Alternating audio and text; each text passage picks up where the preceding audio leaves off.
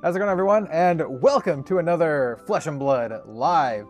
It took me a little bit to set up this particular setup because this is our first ever solo opening live stream here. We're going to be opening up some community booster boxes, basically. These are boxes that the Rogues Gallery community out there bought. I'm going to open them up and then ship them to them. I believe they call that a box break, case break, something like that. But how's it going, everyone? How are you all doing in chat today? This is a little bit different. You know, we're not going to be playing some games. I don't have a guest on here, so we can just chat about whatever. Big shout out to Stormgate Games, who came here like earlier than I did. And they asked about how Warhammer is going. Pretty well. I have some boxes for an army. I just haven't had the time to like build said army yet. I've got Adeptus Sororitas, Sisters of Battle, because of course I did. Hey, Jake G, Iraq #1. Agreed. And Jacob says, howdy, how's it going? We have a box that we're going to be opening for you very shortly. So, now that the pleasantries are out of the way, make sure my mic isn't like scuffing up. Okay, good. We should be good. These are all of the people that we're going to be opening up boxes for today. No, we're not opening boxes for Gilgamesh, but these, I have written the names of the people on these cards, and they'll also get the card, and there's a extra little art card behind here, just as a little thank you. And these are all, as you can see, Fate characters. I did make custom Fate cards. I gave these out at various events that I've been to, but I have some extras, so I figured, hey, I'll give the extras to my supporters, which I think is really cool. So, for the sake of anonymity, I have your first name and then just a letter for your last name. That's basically what I did, mostly just because it was all paid through PayPal, and I don't have everyone's like internet handles on the PayPal, and it was difficult to match one for one because some people paid and didn't comment that like, oh, I paid. Anyway, this is how I'm doing it. If this is successful, by the way, I'll do this again for the next set because I think this could be fun. So, let's kind of set that here. I'm going to set it maybe so you can still see it. And I have the cases. Now, these are fresh cases.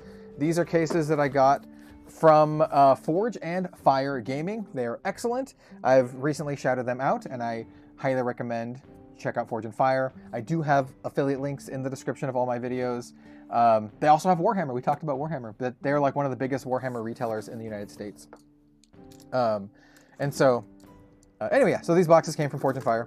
They also have the really sweet Arachne Krampus mat that I don't have yet, but I will have very, very soon.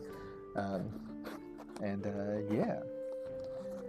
Oh, folks are talking about the interview with Brian Gottlieb. Hell yeah, dude. Brian's an awesome guy. And I've mentioned this in like chats and stuff, but he and I have chatted a few number of times at various events. You know, I've done coverage alongside him. He's excellent. I learned a lot from him doing coverage.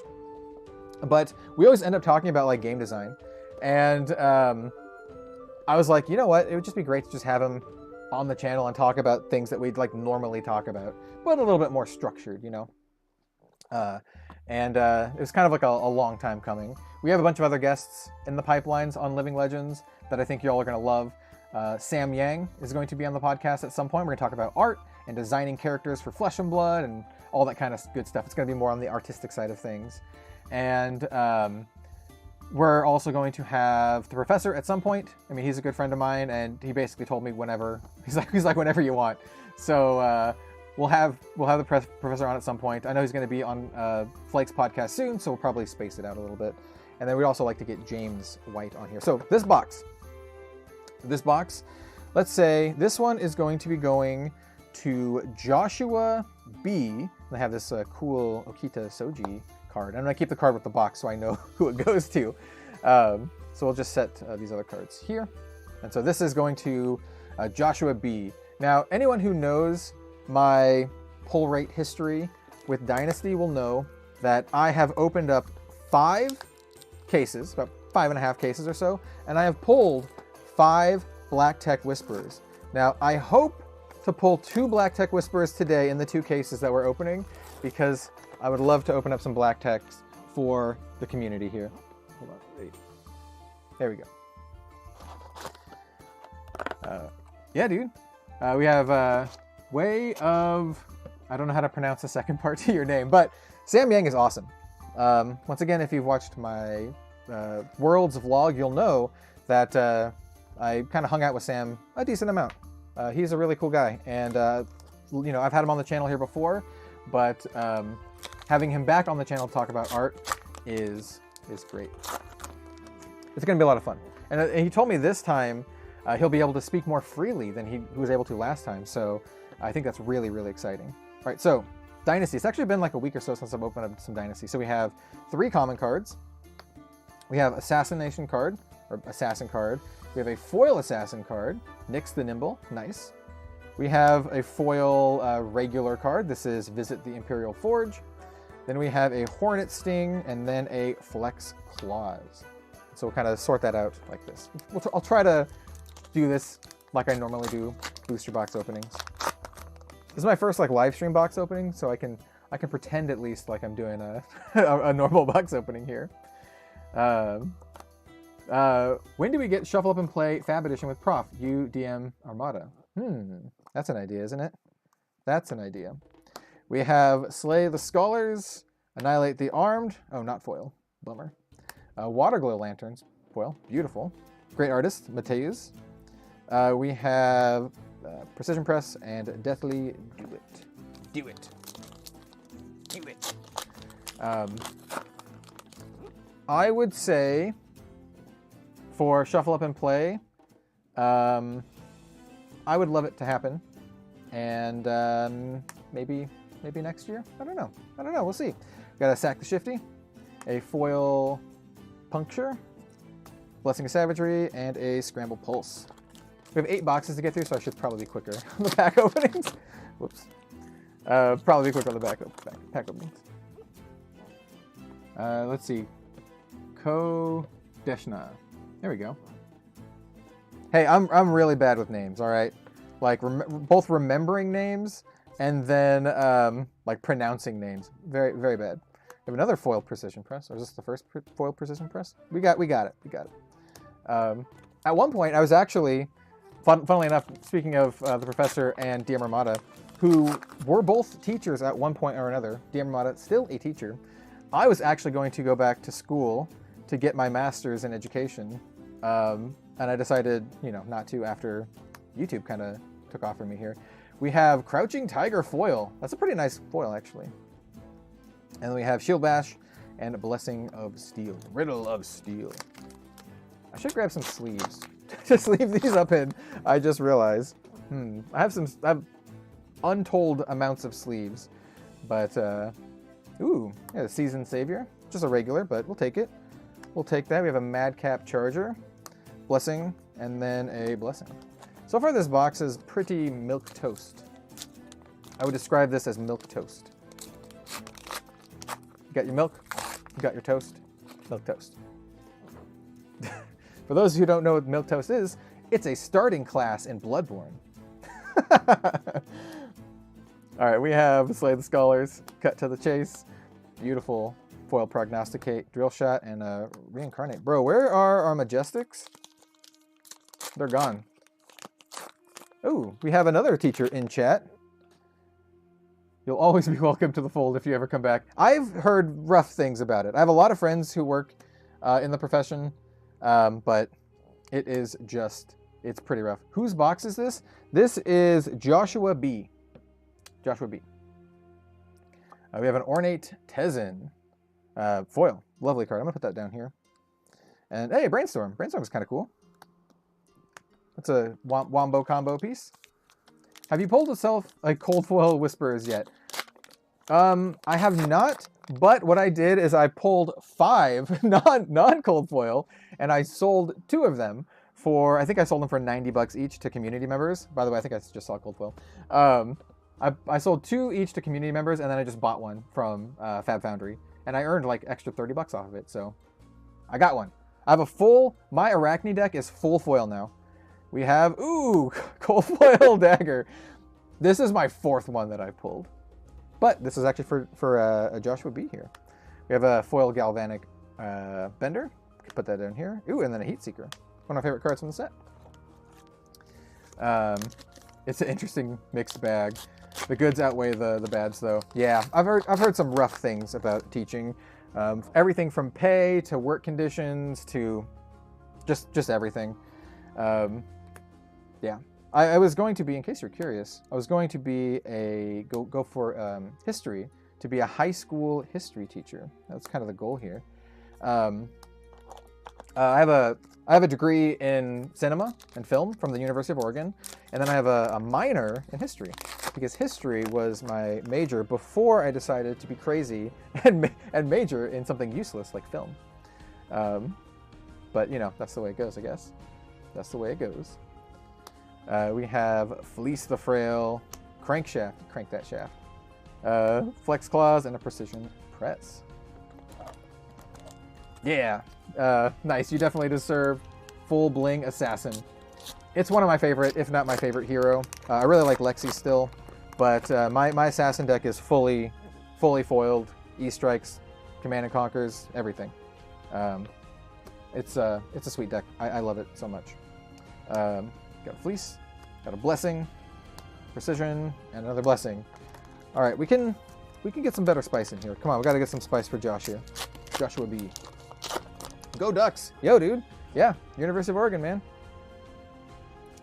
Class of, oh, when did I graduate? 2011? 2011 is when I graduated, I think. Slay the Scholars. Ooh, long shot. And then some more Blessings. I actually like the Blessings. I like the Wizard one the most, to be honest, because it's sweet. It was a weird choice to only have one of the two daggers, cold foil unless missing something. So basically what I think is that they will have the opposite daggers for both Assassin and Warrior in like armory kits. That would be my bet. I would bet money on that. Blessing of Steel. Ooh, Blessing of Aether, speaking of which. You think Rock will ever be meta? I played against Ian Kenderdine on live stream. He was playing with Rock. I was playing Arachne, of course.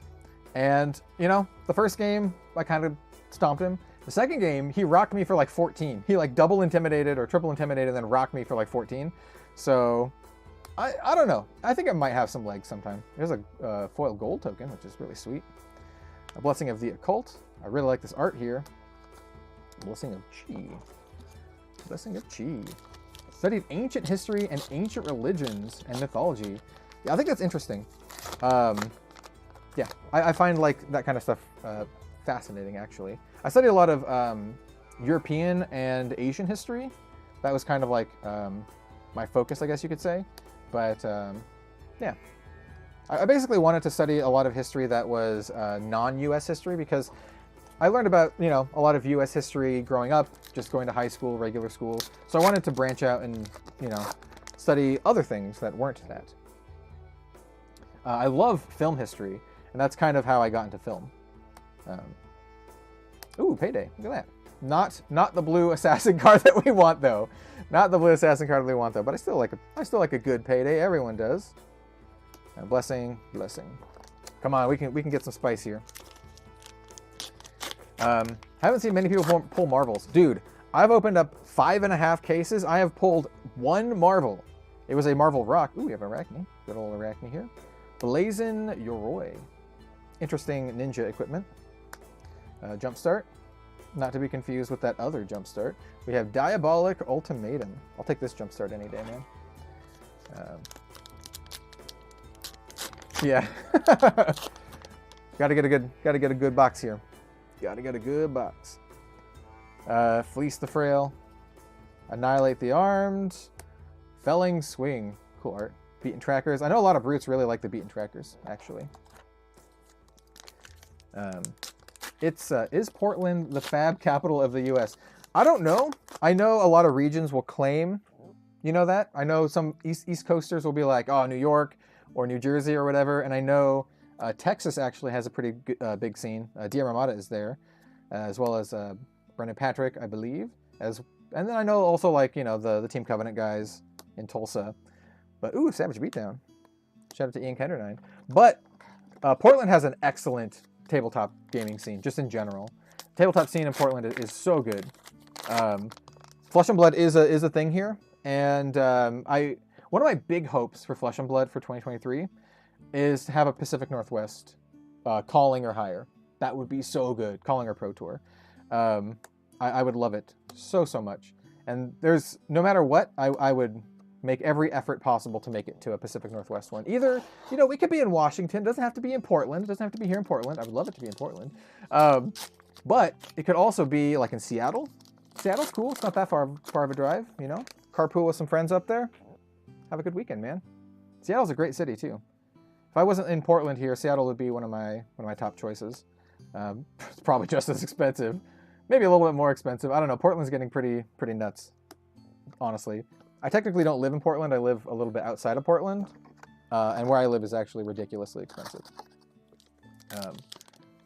So that's unfortunate. We live in a nice area, but you know, you pay for it. You pay for it. Let's see, Nitro Mech Dash Marvel. That would be sick, dude. I've never pulled one. I would love to pull one for a supporter. That would be incredible. We have Rumble Grunting, best name in the set. Well, I don't know. We also have Sack the Shifty. All right, so this is our last pack. All right, come on. Last pack magic for Joshua B here. We got a decent number of Majestics here, but nothing super spicy. This is a very average box. I do like the foil Crouching Tiger, though. So we have a Rune Chant. Plunder the Poor. Ooh! Oh, first box. Let's go. Joshua, I called it, man. I will be disappointed if I don't open at least 2 black techs. I am a 1-for-1 black tech per box. This is where we go, man. Yeah, Joshua. There we go. That's the spice there. And a shield wall as well. And that's a great way to start. All right, let me go grab. I'll grab some sleeves real quick. I have a bunch of Dragon Shield sleeves. Also a sponsor of the channel. I have some like holiday ones. So I'll use some. I'll sleeve them up in these holiday Dragon Shields. Yes. Oh, super jazzed to pull something nice for someone at least. That was my goal here. I'm like opening up 2 cases. I was like, I want to pull at least some good stuff. Like I want to see some legendaries. I want to see some. I'll just sleeve this one for now. I'll sleeve the rest as I go. So we'll be gentle with your cards, good sir. And yeah, these will be on the way to you very shortly. So yeah, this was for Joshua B. Black Tech Whisperers. Let's go, dude. That's sick. And then I'll sort the rest here. The 1 foil assassin card, dude. Foil assassin cards are rough. They are so rough. But good buddy Jim from FAB TCG Cards, I asked him, I'm like, hey man, here's a list of foil assassin cards that I need. Could you just like set them aside? And he just set them aside as he opened up all the stuff for his store, and you know, ended up with a full assassin set. I paid for them, obviously, but yeah, super nice. Oh, so glad. So that was first box. All right, next patron, or not patron, but next community member, Rogues Gallery member. This one is for Aaron K. Aaron is a longtime supporter. I recognize his name anytime it pops up, so I'm hoping to pull something excellent for Aaron as well. And I'll have these sleeves more at the ready here. I'll try to sleeve up as we go. These are like last year's Dragon Shield holiday sleeves. Santa's a little toasty, little too toasty by the fire. All right, second box. Crack it like a banana. Hashtag crack it like a banana. Wish I pulled some different legendaries. 3 Oriya and 1 Arena. I've never pulled an Arena's Prayer or the Bolton one. I've never pulled that one, and I didn't pull a Crown either. But I have pulled now 6 Black Tech Whisperers. I seem to just pull the same ones. I ended up buying the other ones from the aforementioned Jim from FAB TCG Cards. I ended up buying the ones that I was missing just so I have a full playset. I just bought the rainbow foil ones because they were cheaper. At one point in my Flesh and Blood history, in fact, as recent as Uprising, I was trying to get full cold foil sets of at least the here's the assassin cards. We'll put them here. Of the legendaries, not the Marvels, but at least the legendaries. And well, let's just say that Dynasty's made it difficult to get the cold foils. It's like so hard to pull them. I didn't pull a single cold foil legendary in my 5 cases. And in Dynasty, at least, I pulled a couple. And so the idea was pull a couple and then buy the rest and then trade, you know, trade or buy or something, you know, acquire the rest to get a full set. We have a precision press. Look at that. Ooh, here we have Iron Song Pride. Gorgeous card by Soy May, one of my favorite artists out there. Ooh, DM Ramada in chat says, "You're on my TV right now." Hello. What's the cool card on the side here? These are custom cards that I made while I was watching Fate. I was watching Fate Zero and Fate Stay Night, and I was inspired to make Flesh and Blood tokens of the cards. This one, all the supporters today will get one of these. So I have a bunch of various ones, different ones for different folks here. And they have the names written on the sleeve. So you can use the card just as a little thank you for supporting. There's also a little art card in here too. I'm not going to show you what it is though. That's a secret. A little secret. I'll trade some of your luck for mine. It's the Rogue Magic. I'm an Assassin Magnet. Well, hey, it's fate. It is fate. Hey, just like the cards, fate. Gasak the Shifty, Fleece the Frail, Rumble Grunting. Like I said, best name in the set. Well, maybe. I mean, Sack the Shifty's pretty good too, but Rumble Grunting it both looks and sounds fantastic. It's just so good. Rumble Grunting. It's just so good. It's so good. Cut to the chase. Rob the Rich. My goal here, I would love to open up... Ooh, Ornate Tessin's really nice. I would love to open up one of the real spicy cards. I would love a Marvel, but getting Fabled or, you know, anything cold foil legendary or higher, I'd be very happy with. I want to open up some spice for the supporters here. Yeah. I know this is a FAB box opening, but do you know any Grand Archive box opening? I did not see it. I did not see the GA box opening. I will have to go back and watch it. I knew they were doing one at the expo they're at. Ooh, okay, this is not a big hit. All right, so hear me out. This is not a huge hit, but it's one of my favorite cards in the set. I love Ornate Tessin. This card is awesome. I think it's like the go-to offhand for Arachne, in my humble opinion. So I'm happy I can open up this sweet Ornate Tessin for you. It's not like a big money card, but hopefully we can get another big hit for you in this pack. It's a very playable card, in my opinion. It's really sweet. How many packs do you think you've opened lifetime? Oh my god, dude. I have no idea. I've probably opened up over 100 boxes of Welcome to Wraith alone. Just between, like, you know, for myself, for the channel, for supporters, I've opened up a lot. And then that's not including, like, ooh, Tiger's White. That's not including, like, all the other boxes that I've opened, like, you know, for other games. You know, back when I played a lot of Magic or Pokemon. Well, I didn't really play Pokemon, but I opened up a lot of Magic, and I opened up a lot of Force of Will, actually. We have Puncture back when I was into that. Shout out to anyone in chat who was here in the Force of Will days. Probably no one, but I don't know. Maybe. What's everyone's guesstimate on what Arachne's giant hump is? My favorite guess was, I can't remember which artist. It was either Enrique Lindner or Riordan Del Miro. I don't remember which artist said this. They were in chat. They said they guessed that it's more arms, like just kind of like hidden arms underneath the thing, and I immediately thought, like, oh, like they could do like a General Grievous thing where they like throw off their cloak and they just have like a bunch of arms, you know, maybe, I don't know, 6 arms to make it like 8 limbs, like a spider. I think it would be cool.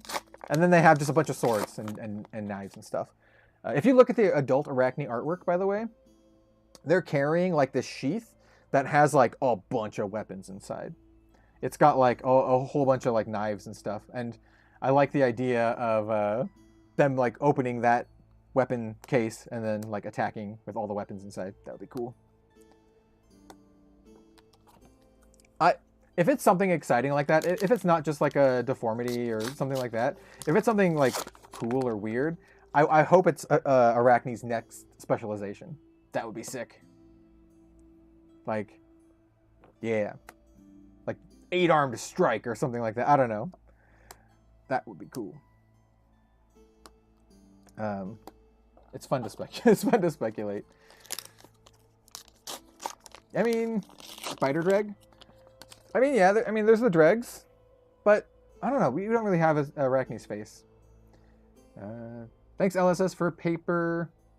If these were old plastic wrappers, you'd still be halfway. Yeah, I mean, like the paper packs are like unironically, no joke, one of my absolute favorite things that LSS has done in the past couple years. Ooh, we got a cleave. Finally got another Majestics. And, you know, I love Flesh and Blood. Flesh and Blood is literally my favorite game. And these paper packs are so good. I can't remember what other game I opened up recently. I opened up a box of another game, and it just like felt not as good. Just not as good opening not paper packs. Paper packs are like the way of the future, man. They're so good. They are so good. Arachne gives me major Konkuro vibes. Konkuro. Is that from Blade of the Immortal?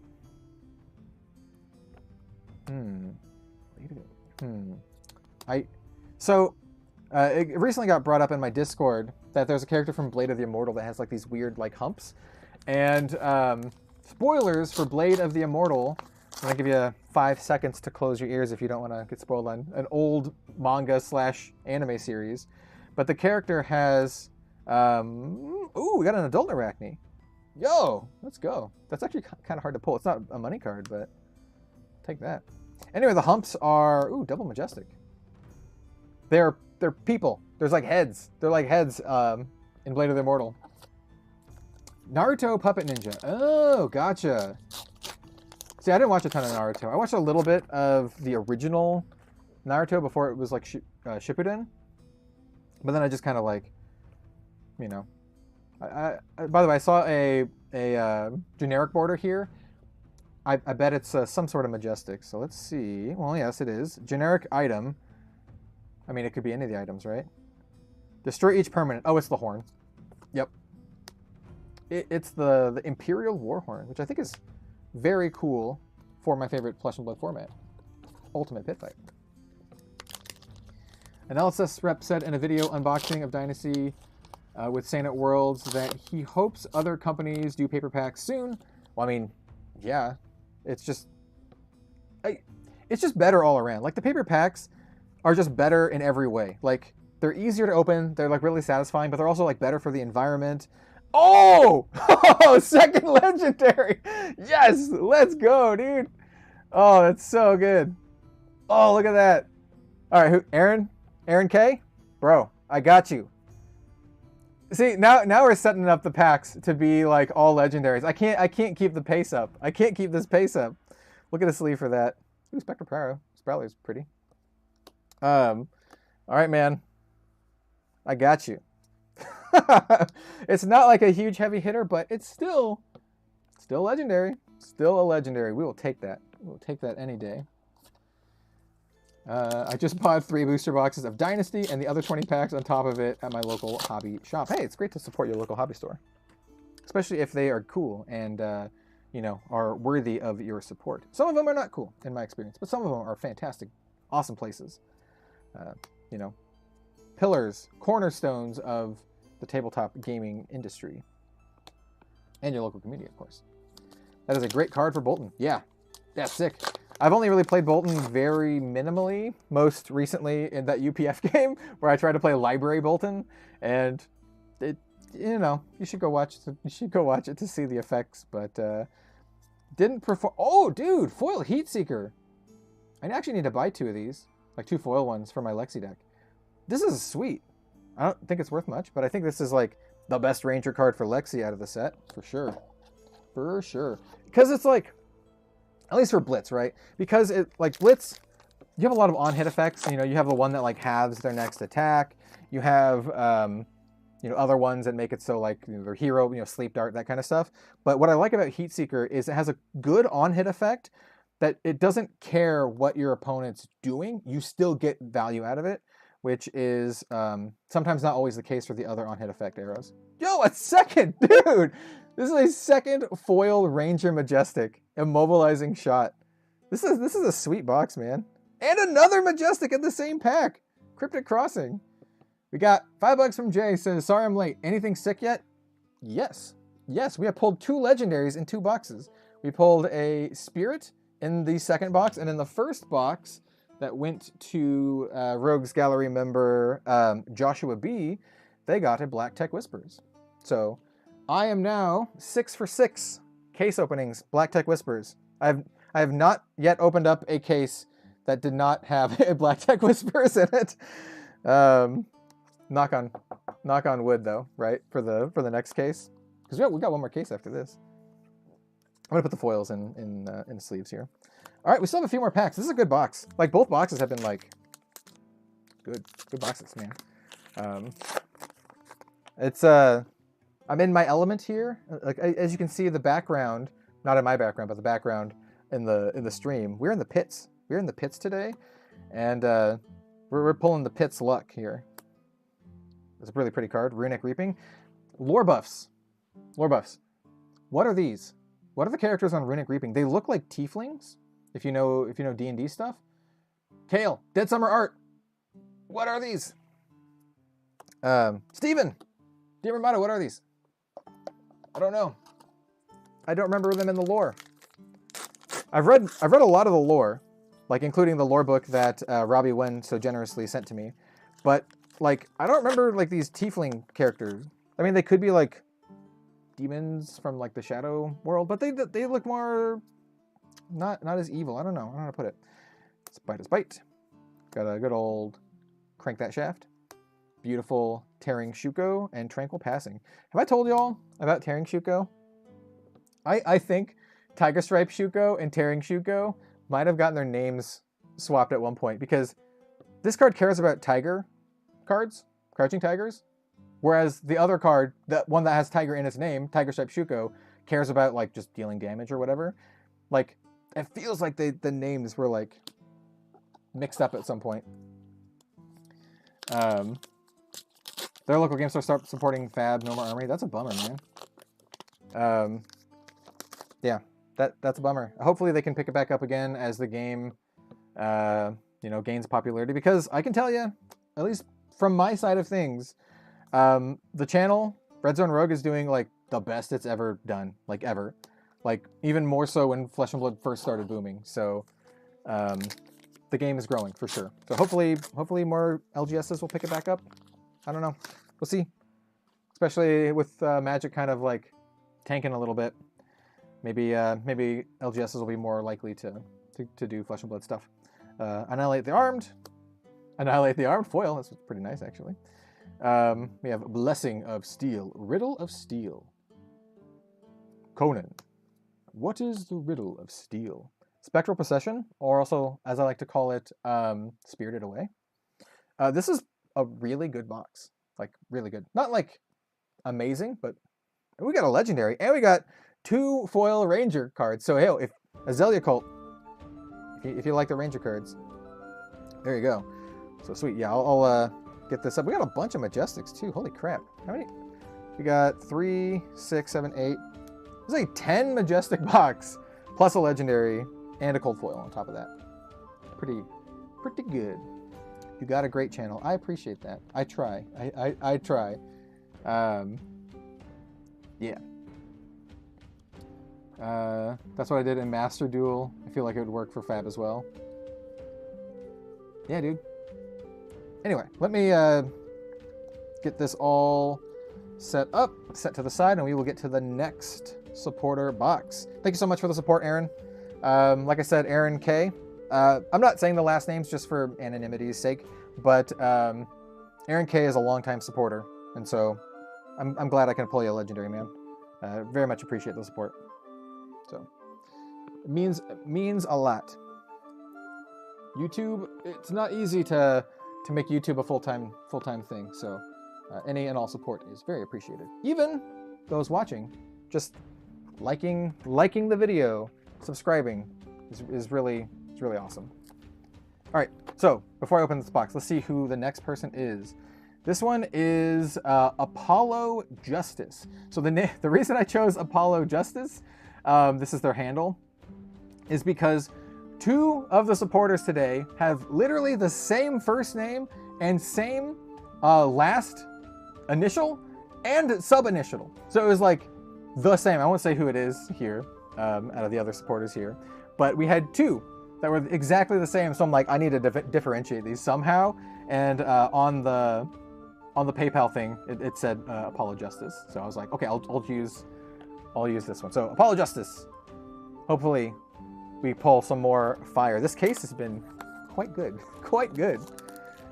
What's that playmat? This playmat is from Forge and Fire. So it's one of the sponsors of the channel here. Forge and Fire is great. They're my go-to online retailer if I want to buy something online. Support your LGSs, obviously, but if you have to buy online for whatever reason, Forge and Fire is my go-to.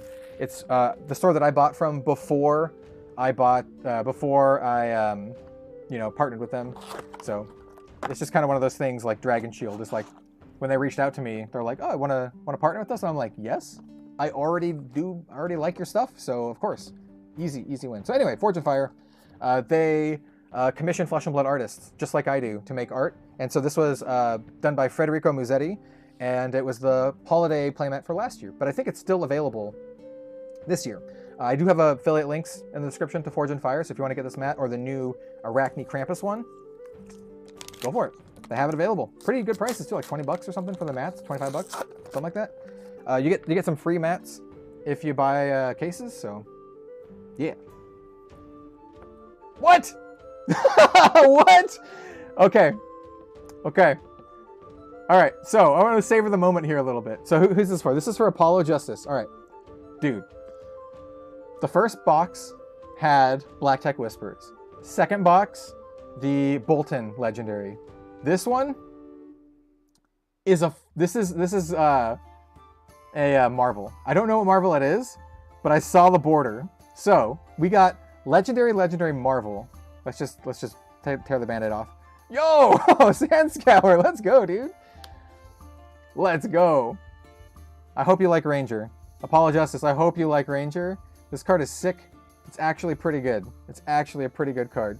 We also have a Visit the Imperial Forge, Scramble Pulse, and Blessing. This obviously will get a sleeve. This is only the second. Marvel that I've opened. It's pretty miscut too. There's a really thin line at the top and it's like thicker on the bottom. I don't grade my cards, so it doesn't matter all that much to me, but it might matter to you. But still, Marvel. Dude, these are so hard to pull. Yo, that's sick. That's sick. I can't keep this pace up. Legendary, Marvel. Oh, this is so good. Couldn't have asked for better cases from Forge and Fire. Ooh, we have a foil Spectral right now. Pretty. And so yeah, I bought these cases from Forge and Fire. Yeah, I would say this is going pretty good so far. Let me know if you folks are watching, both in the YouTube comments and in live chat right now. If you like me doing this, I think I'll do this again for the next set because this is kind of fun. If enough people like this, yeah, I'm down for this. Maybe I'll open up more slots. This one I only did 2 cases. I only did 8 because I wanted to be a little bit conservative on it. Like I wasn't sure, and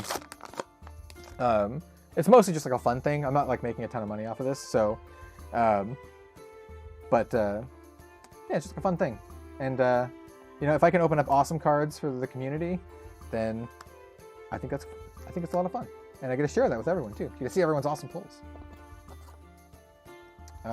You keep up this pull magic, you're going to end up with a Command and Conquer. Oh, I wish. Oh, I wish. I would love to open up a Command and Conquer for y'all. That would be awesome. This is going to be the first set that I probably won't own the Marvel for, just because it is a reprint, and put that in the wrong pile. Just because it's a reprint, and my goal for every Flesh and Blood set is to get a full play set so I can play with the cards and build any deck that I want. So that's kind of the goal here. when I open up boxes for myself. I'll open up about 20-ish is what I normally do, because I figure 20 for me is a good amount for content for the channel, and then also just a good amount where I get almost everything, and then I will trade and sell my extras to get the cards that I need. So like for the Cold Foil Black Tech Whisperers, since I opened up 5 Black Tech Whisperers, I sold 2 of them and then bought a Cold Foil. Yeah. I still have 3. I still have 3 that I have an idea of what I want to do for at least one of them. We're getting, ooh, look at this plasma mainline. We're getting pretty close to 15,000 subscribers, and I would like to do something special for it. And I have some special like products and stuff in line, but I would also like to give stuff to people for free. So for the 15,000 subscriber celebration, I might want to part ways with one of those Black Tech Whisperers. Nix the Nimble. It's a foil one, which is nice. Prognosticate. Spellfray and Savagery. What do you think about playing cards in different languages? Like, are some decently cheaper than the English ones? So, I feel that this is true for any card game. If you know what the card does by heart, I think it's fine. I think it's totally fine. If you don't know what the card does by heart, then maybe play with one in a language that you can read. But other than that, I think it's totally fine. Yeah, I don't see anything wrong with it. I run 2 German E-Strikes in my Emperor deck, so yeah. I would like to see the supporter cracking for Black Label History, your choice language. I mean, that would be cool. It's just expensive to get my hands on them. I don't know how much I'd have to charge to do something like that. And also, I don't know anyone who has any. Like Forge and Fire doesn't have any in stock. So I'd have to go find, maybe they do. I'll have to go look. I don't think they do though.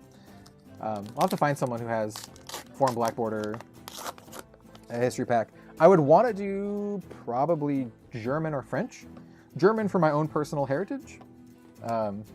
And then French because I actually speak and read a little bit of French. I've taken 7 years of French. Je parle un petit peu. Pas beaucoup. Not a lot. I don't speak very much. Well, I mean, it's been a long time, right? It's been a long time since I've spoken or read French, so it's a little tricky here. Annihilate the Armed, Sack the Shifty. Beautiful Blessing of Focus. I use this as the thumbnail for this stream. I really like this artist, Acer Mizoa, or Azur Mizoa. They make some very, very pretty artwork. They're one of the artists where their art style is very noticeable, so I can kind of tell like it's theirs. So for example, they did Miraging Metamorph, right? And when you think about Miraging Metamorph and like the background art for this, kind of like the swooshes and kind of like this, you know, it looks like there's a lot of movement and wind. That's very common in a lot of their art pieces. If I find, oh, let's go, dude! Not a legendary, but still an overpriced surgical extraction. Hey, who's this? For Apollo Justice, we got you a Sand Scour and a surgical. There you go. That's a, oh, and a Heat Seeker, same pack. Yo, let's go, dude. Here, you know, I'll sleeve up since the surgical extraction is inexplicably worth, I don't even know how much it's worth these days. The last time I looked, it was like 50 bucks or something like that. 40 bucks. There we go. There you go.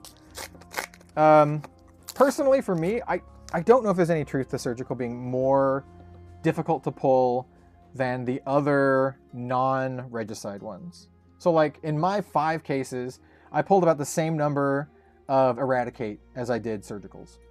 And then like the Leave No Witnesses, hey, speaking of regicide, I pulled a lot of regicide. I'll be honest with that one. I think regicide's a little bit more common.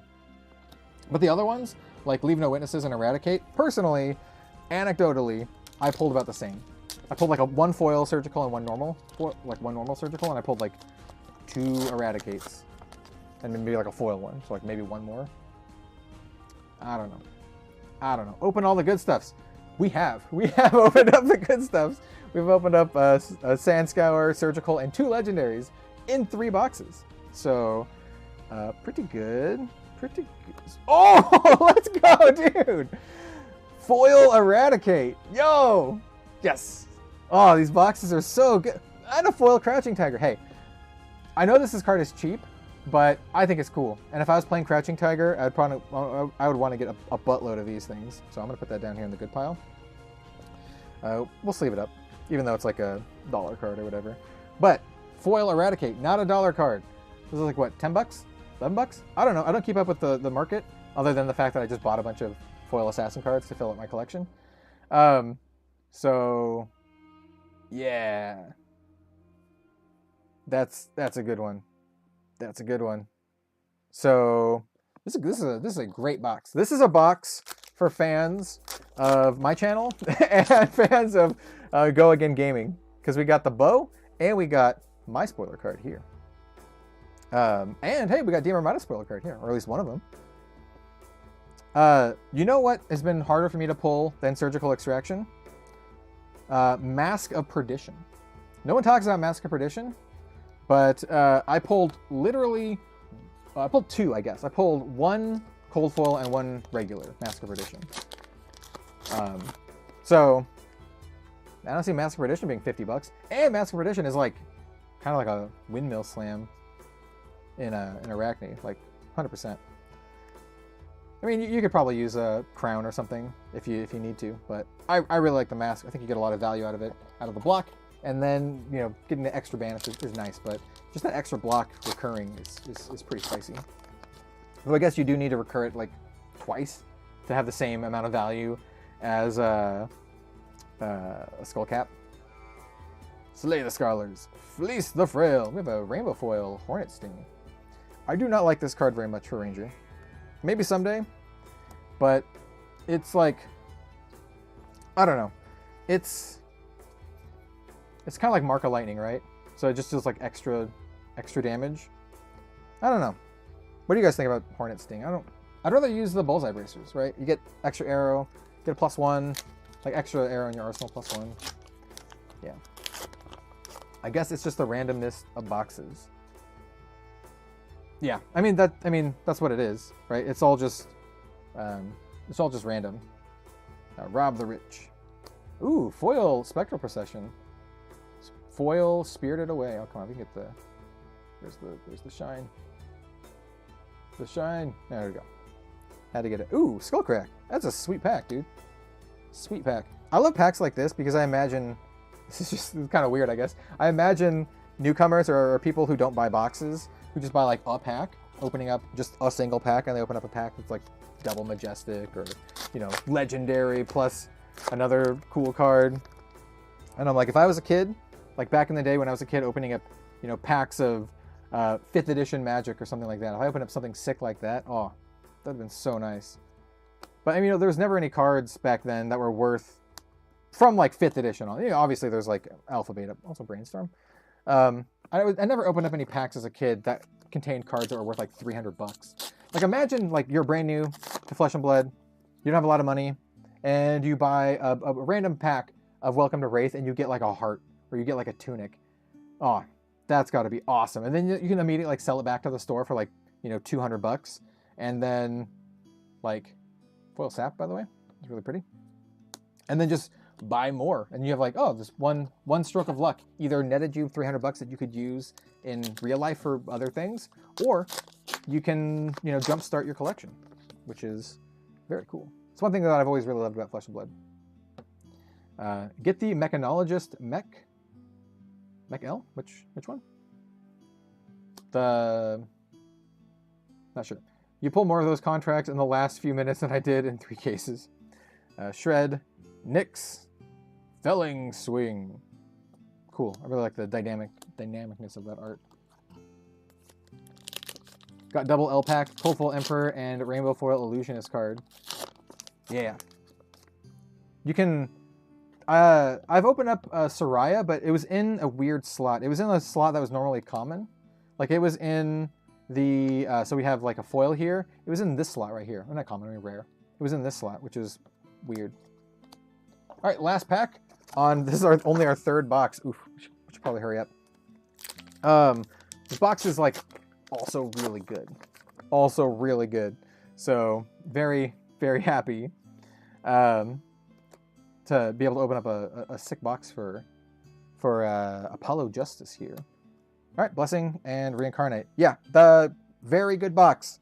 We got a Surgical, we got a foil Eradicate, we got another foil Majestic, but of course, the big pull from this box is the Sandscour Great Bow, which might be worth about the same as this Surgical right now. I don't recommend buying Surgical at $50. Just saying. I don't know, man. Like, it seems way... It reeks of, like, market manipulation to me. It does not feel that much more rare or better than something like Eradicate, which you've run both of these in Arachne anyway. So that's just my thoughts on it. Just my thoughts. All right. So we get this all cleaned up, set off to the side, and we'll get on to the next one. For $200, you can legit make a whole 5 budget CC deck. I mean, for $200, man, like, it doesn't even need to be that budget. Like, just not get the mask and buy other things, you're good to go. Best thing I've ever pulled is either Crown of Providence or Coronet Peak. Nice. Those are both great. Nitro Mechanoid. Nitro Mechanoid is sick.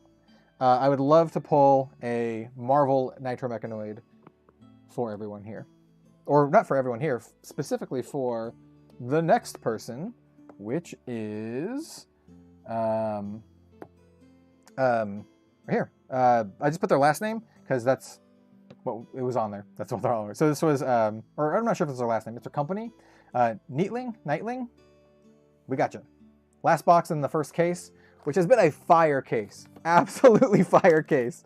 So if you believe in clumping, then you might be led to believe that this box is also going to be a fire box.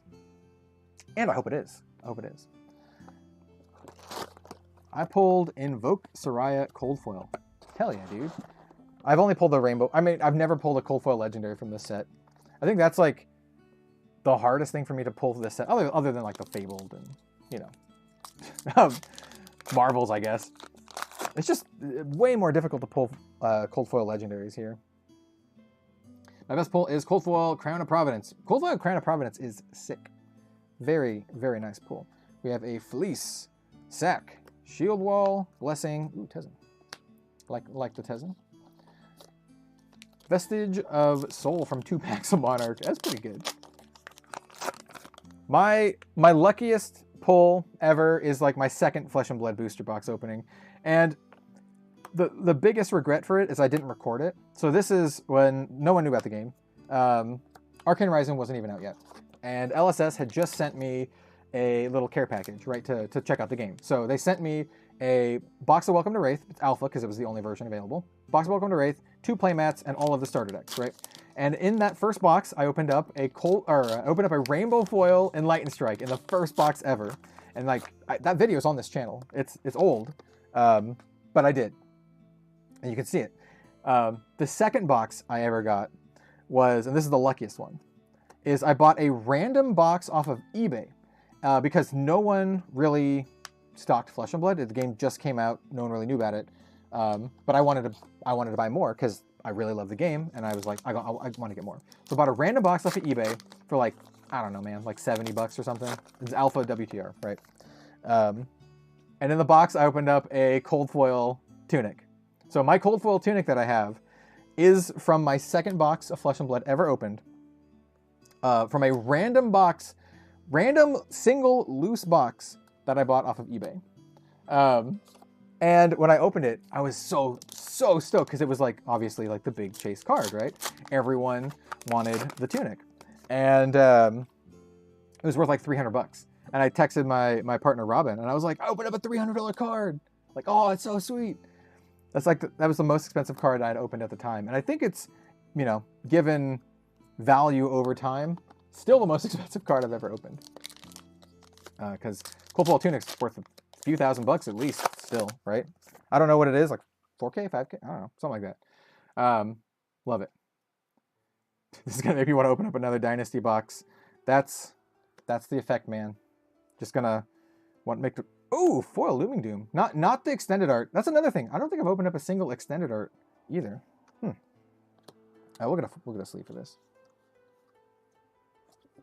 As I read some of the There's a Marvel Emperor in this box. Yo, I would love to open up a Marvel Emperor. That would be sick. Pulled 3 Cold Foil Legendaries from Dynasty, 2 Cold Foil Emperors, and 1 Cold Foil Black Tech. Holy crap.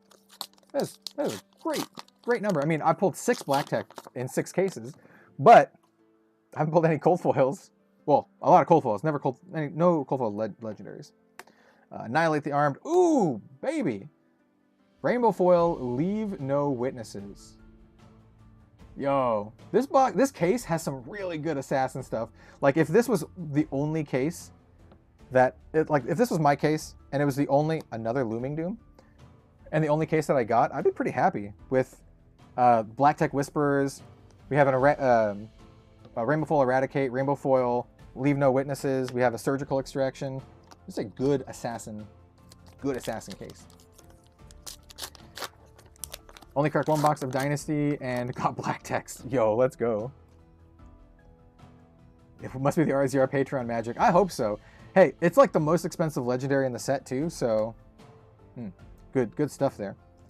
It's going down a little bit in price, but I think that's just because a lot of this set is being opened. We have a Dust from the Red Desert. A little anecdote. A lot of folks were saying how like Surgical Extraction is like super hard to pull. I've literally pulled. Not this one. It was it's the one where it looks like the scene from Gladiator. It's like Dust. It's the Solana one, right? I've literally opened up 1 or 2 of them in my 5 cases so far, and now 6 cases. And worse than that, the Warrior Axe, the Majestic Warrior Axe, I've opened up 0. I've opened up 0 Warrior Axes in 6 cases. So why is that one should be $50 too, right? Right? Because it's so hard to pull. That's how it works. DM Armada, you mean case? He's got a point there. He's got a point. You meant case, right? You know, open up another Dynasty case. I'm at the point where I have a full set of Dynasty. And I've already bought all my Rainbow Foil Assassin cards. So I have a full set of Rainbow Foil Assassin cards as well. So my incentive to open up Dynasty would be to open up extras to give out in patron rewards, to be honest. And that's what I do with a lot of my extra Majestics, is I put them in my patron rewards. Cut to the chase, Plunder the Poor, Chi Unleashed. And that's a little spoiler for my patrons out there who are watching this. Everyone with a shipment tier for Patreon this month. You know, it's the holidays. Got to get back for the holidays. Everyone's getting at least a Majestic in their patron rewards pack. So everyone's getting at least a Majestic, and I am putting a Legendary in there too. So a random patron will get a Legendary as well. So, yes, doing that. We have a Predatory Streak, Blessing of Patience, and good old Shuko. Come on, box. I mean, we got two Majestic foils already. We got Leave No Witnesses, which is like exceedingly spicy. Ooh, Payday. Look at that. Another assassin card. Deathly Do It. Do it. Reincarnate and Blessing of Aether. I think the Marvel Emperor DM Armada pull recently would be hard to top. I mean, so I was going to say you could pull a Fabled, but DM Armada also pulled a Fabled. So he has pulled both a Marvel Emperor and a Command and Conquer. We have a foil, Rainbow Foil Season Savior. I've opened up so many Rainbow Foil Season Saviors. I think I've opened up like 5 or 6. I've opened up more foil ones than non-foil ones. That's insane. It's actually insane. Hell, I've opened up more Black Tech Whispers than I have a lot of the Marvel weapons. I think I've opened up 1 Sandscour Greatbow and 6 Black Tech Whispers.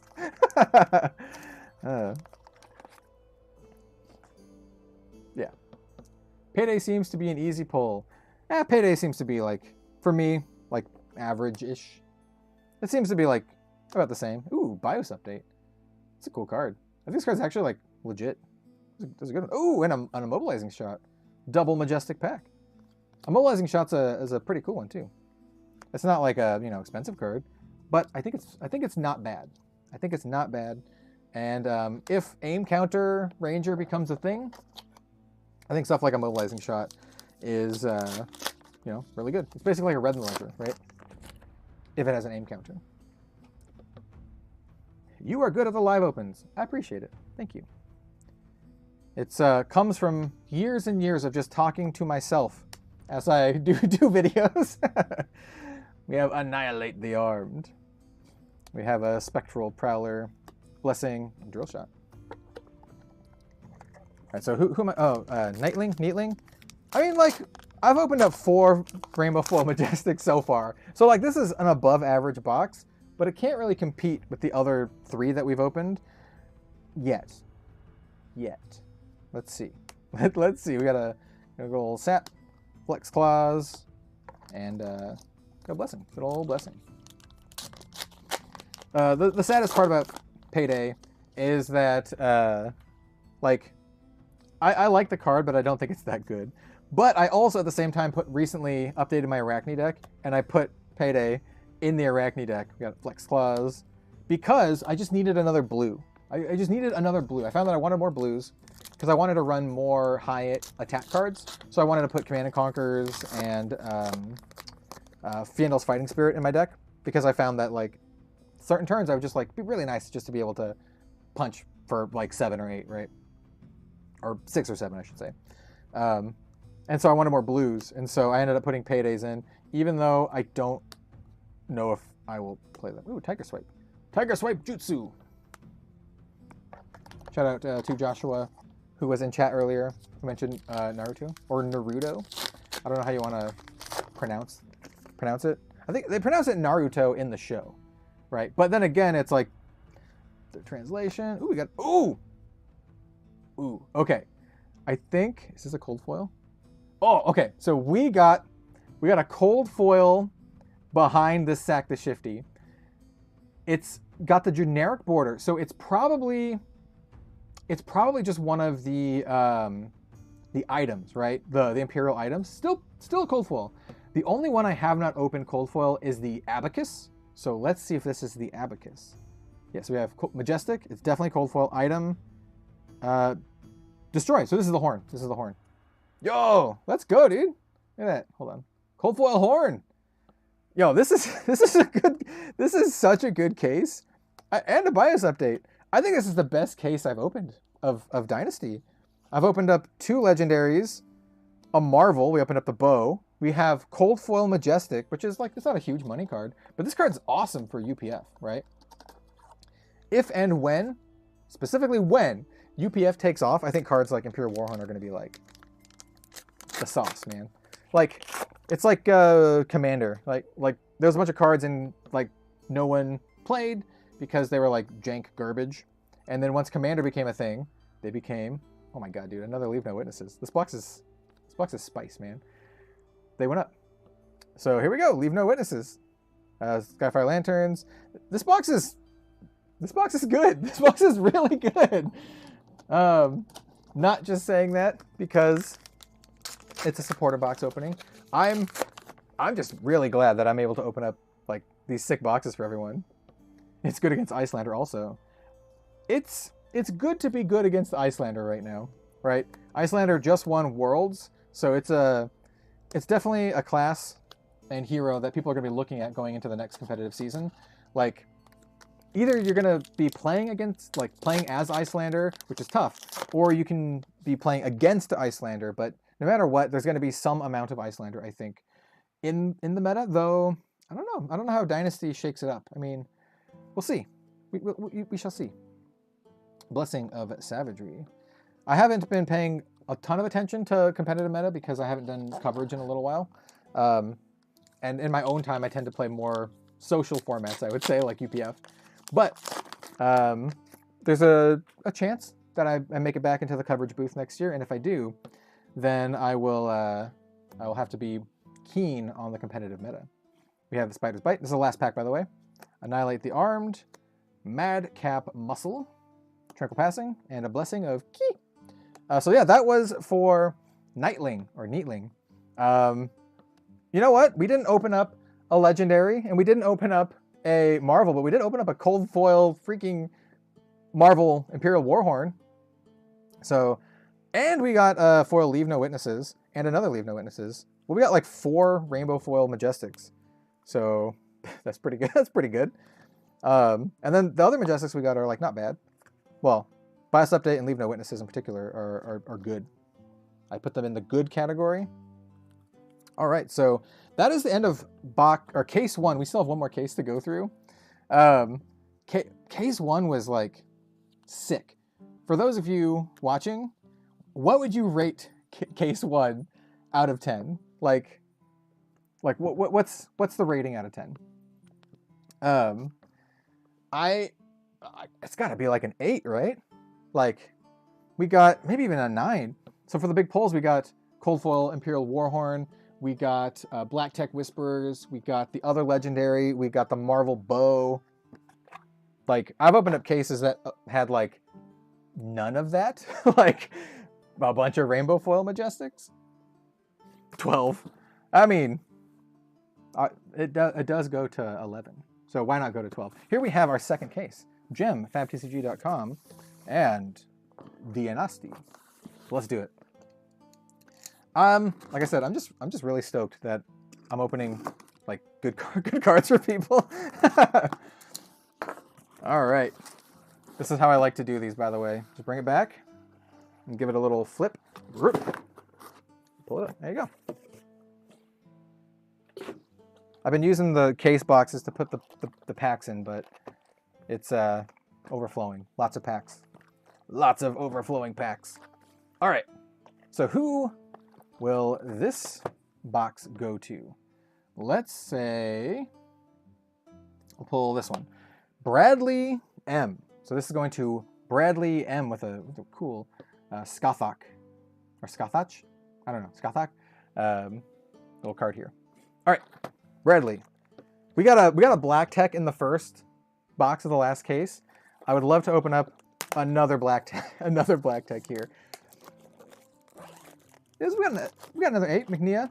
It says 8 in chat for the goodness of the case. Yeah. 8's good. 8's good. Yeah. All right, Brad. Let's do this. I fingers crossed. Let's pull some spice. I'm hoping for another Black Tech Whisperers, to be honest. At least in this case. I want it to be 7 and 7. Like 7 cases, 7 Black Tech. That's my goal. I would love to do that. Runic Reaping and ooh, Deadeye. This is one of the Majestics that was actually really hard for me personally to pull. I pulled 2. I pulled 2 of these in my 5 cases. Yeah, crazy. Like the pull rates are all over the place for this set, which is like, it's kind of a bummer, but also kind of exciting. I find games that have like booster boxes with set pull rates kind of boring to open. So like for an example, what I mean by set pull rates are like for Force of Will. You know, if you buy X number of boxes, you will always get like this amount of cards. And so I think it was like if you buy like 6 boxes, you'll have a full playset of everything. Like, and that's like not fun to open because like you already know what you're getting. It's I guess it's better for players, right? But at the same time, there's also a reason why the cards aren't worth that much. Well, there's probably a lot of reasons, but still, I like being able to hit like sweet chase stuff, right? It would be cool to get more surgical extractions, to be honest, though. We have, I say, break the streak and get the Fable. You know what? If we gotta break the streak, we can get a Fable. I'm okay with that. In fact, I would love to pull a Fable for someone. Or you know what? Doesn't have to be the Fable. We can just pull the Marvel Emperor as well. I'd be cool with that too. Cut to the chase, annihilate, long shot, and blessing, double blessing.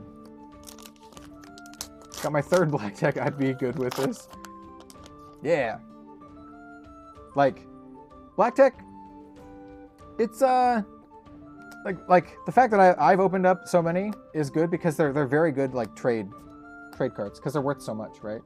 Like I think they're worth a little bit under $100 now, but still, like, you know. Yeah. All right. Well, in that case, okay. Well, I do have a cold foil here. Unfortunately, I don't think it's a legendary.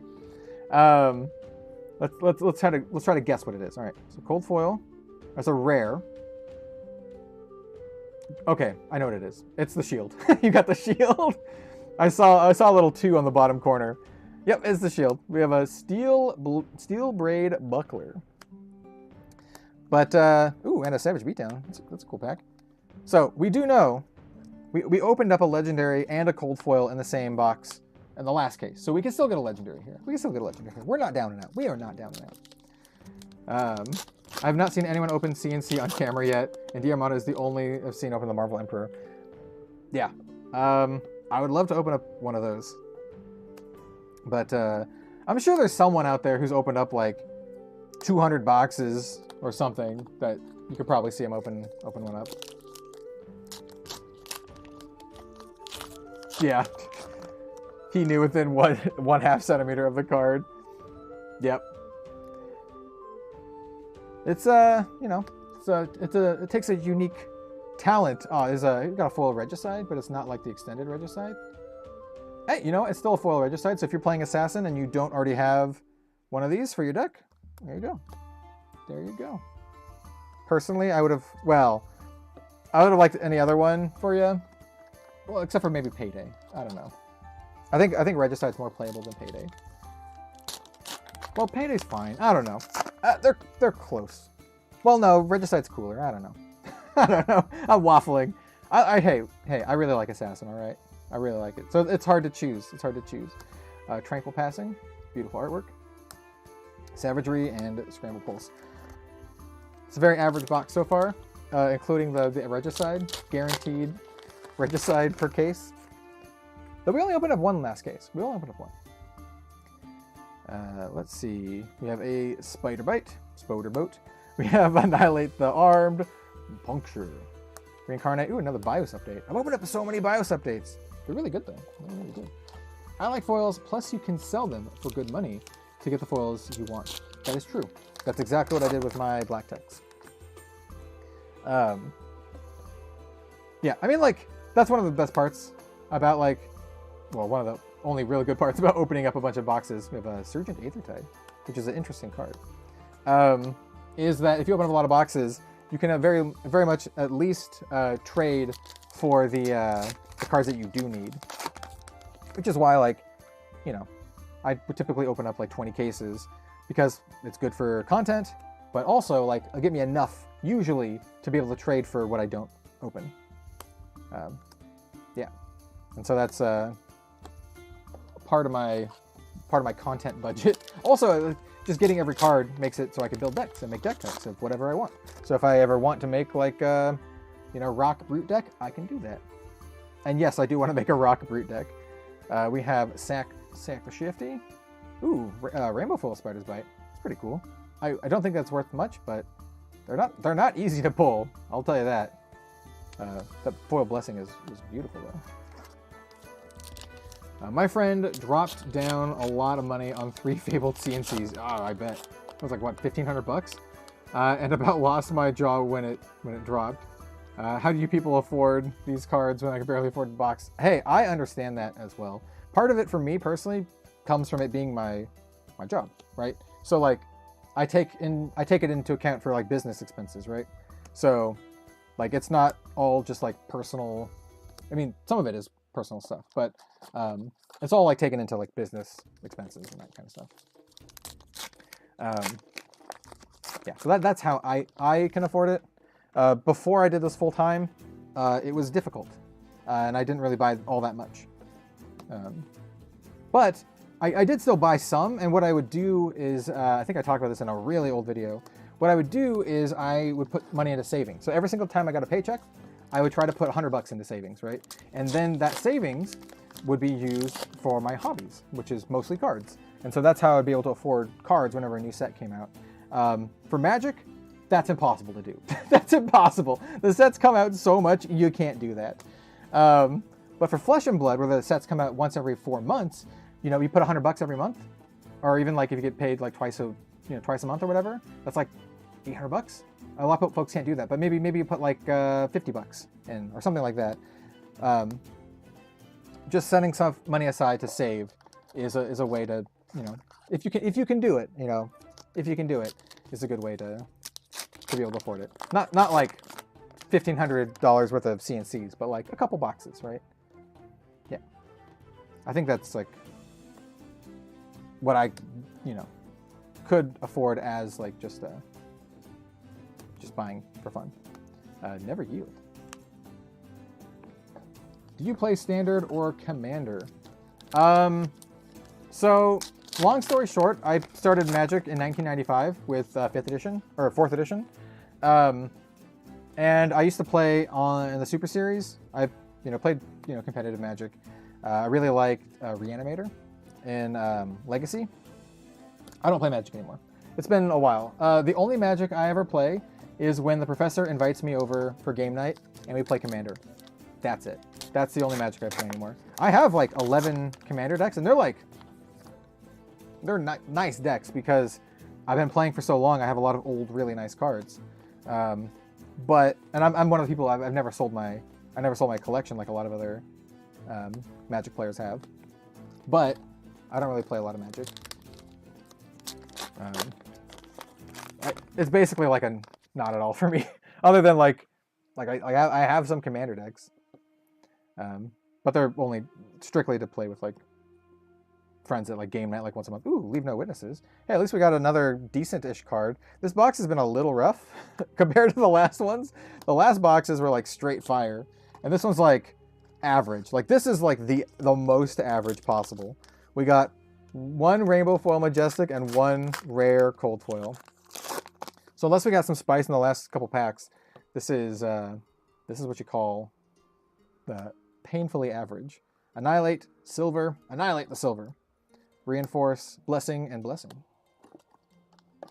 Yeah, but like I was mentioning Magic, at the same time, like I like card games. I just love card games in general. So like for my Discord, for my channel, like, I would not gatekeep anyone regardless of what, card game you play. If you like Magic, that's cool. If you like Yu-Gi-Oh, that's cool. If you like, I don't know, Pokemon? Ooh, Foil Brainstorm, look at that. I was going to try to make a joke where I said if you like X game, that's not cool, but I couldn't think of a game to throw under the bus. I'm too nice. I'm too nice. If you like Cardfight Vanguard, that's not cool. No, if you like Cardfight Vanguard, that's cool. Didn't realize you're old enough to play Magic in 1985. Yeah, man. I'm older than I look. I'm mid to late 30s. Ooh. So I'm at MTG and Kmart senior year in 1983. So you're older than me. So I was a kid, right? I was like in elementary school, and we played Magic on like the blacktop. We have Cut to the Chase, a foil Seer Stone, Deathly Do It, and a Beaten Trackers. Bradley, we opened up a very average box for you. It was bound to happen. We hit like 4 fireboxes in a row, but hopefully you can use at least a couple of these cards. I still would like to see someone Photoshop this orb into the Pondering Wizard meme. I wait for that to happen. At least we got one sweet assassin card. We got Leave No Witnesses. That's a pretty sweet one. Yeah, so for Magic, my dad was really into like model cars and model trains, like scale trains. And so we'd go to the hobby store, and the hobby store had Magic. And so my dad would buy my brother or myself, or maybe both of us, depending if we both went, a pack of cards. And he would always say, like, you have to get the cheapest one. So at the time, I got a lot of Fallen Empires, man. I got a lot of Fallen Empires because the packs were $1.50. They had like revised and 4th edition and stuff, but those are like $4. You got to buy the cheap ones. Though I did learn on the 4th edition Quick Start box set. Well, now I own 3. Hey, there you go. You can build the combo deck. You can build the Brainstorm combo deck. All right, so this box is for Jonathan M. This is for Jonathan M. with a really cool Phi token that I made of Miyamoto Musashi from Fate Go.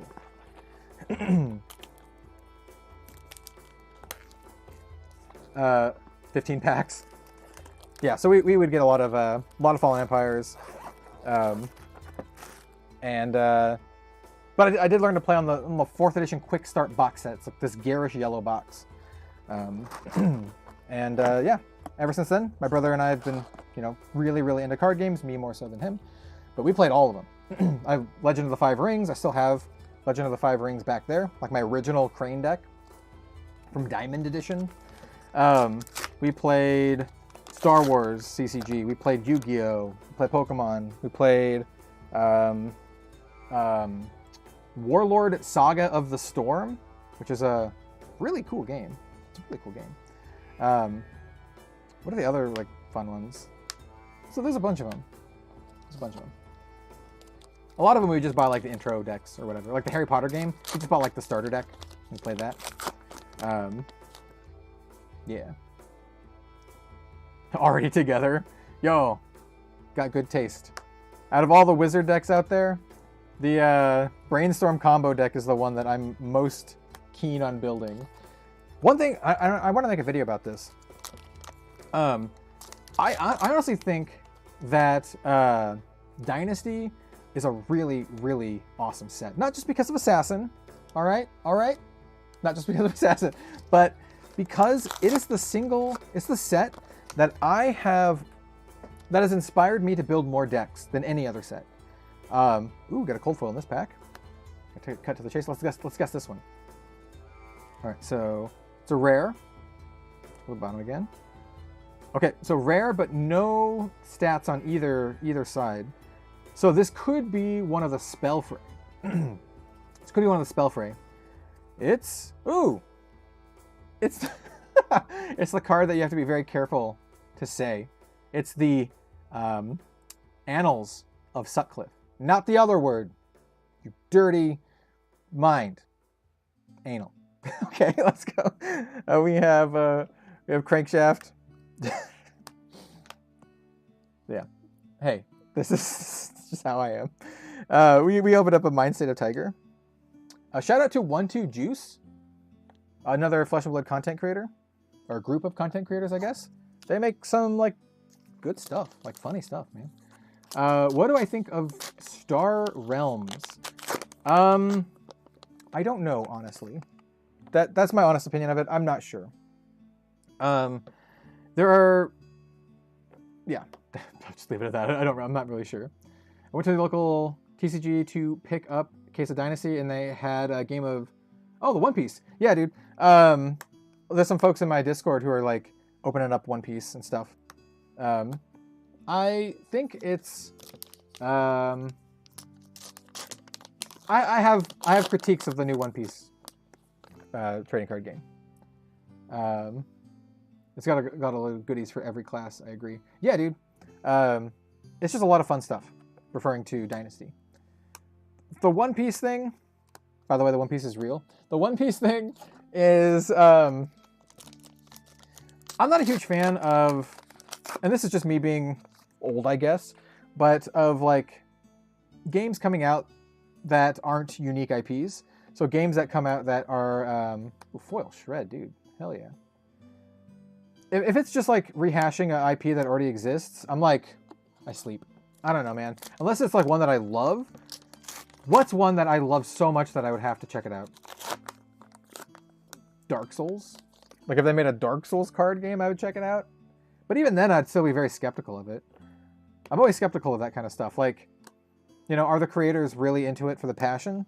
Do they love game design and just love the game they're making? Or is it we just need someone to make this One Piece game because it's gonna sell.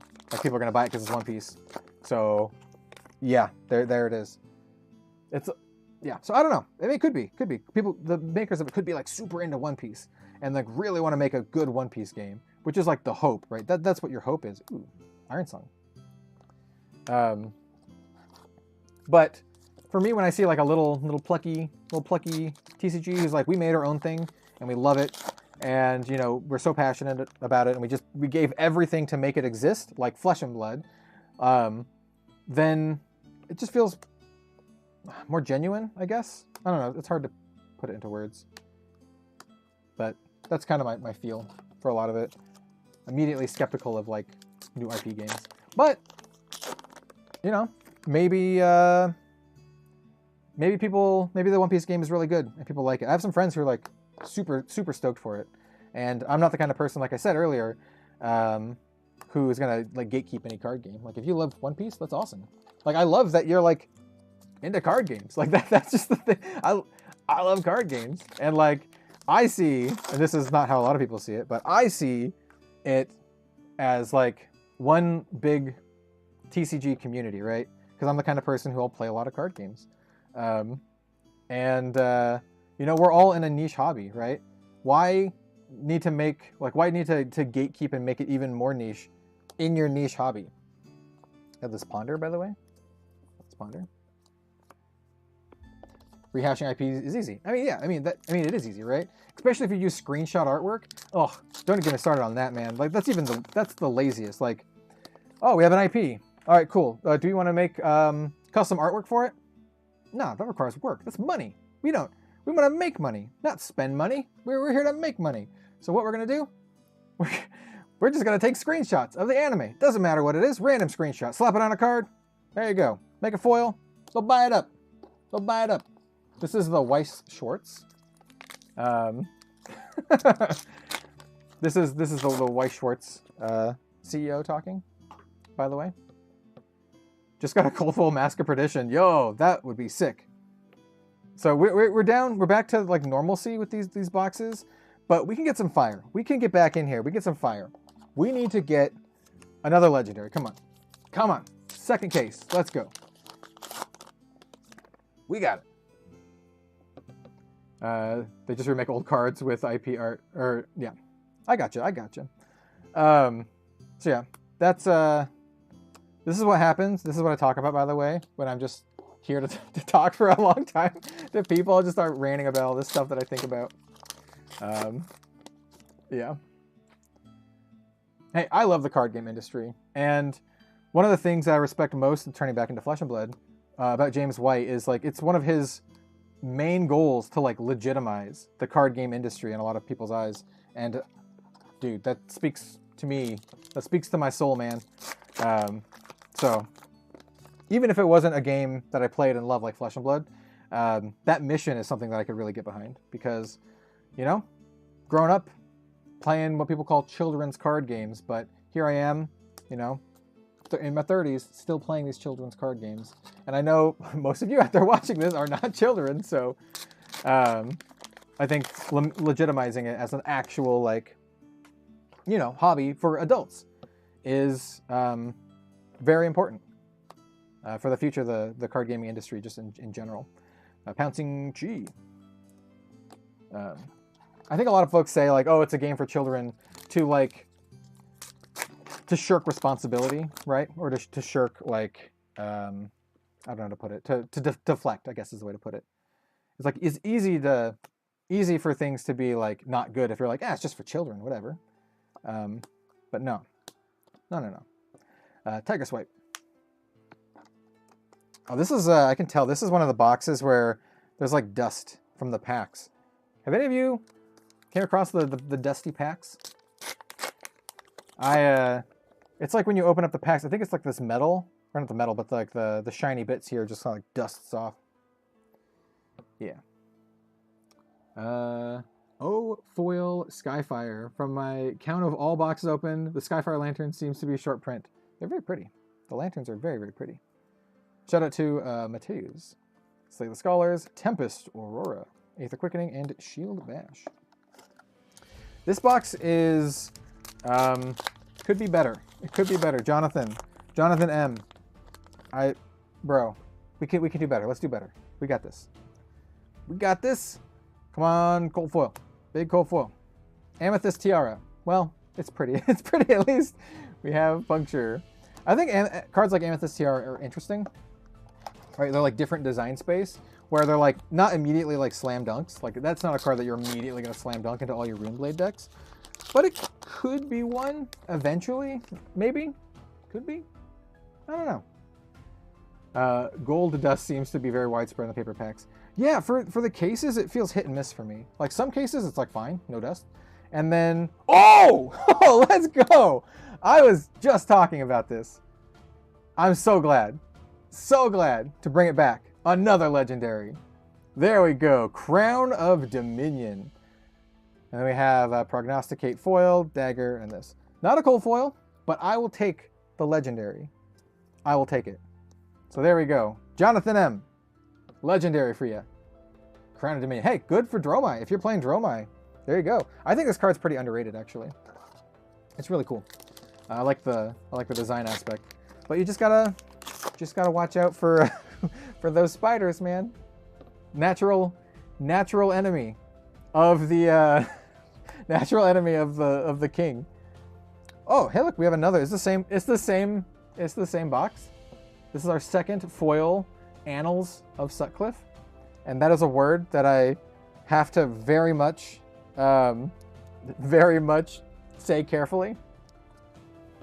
Annals of Sutcliffe. We have Brainstorm here. All right, box is like pretty good,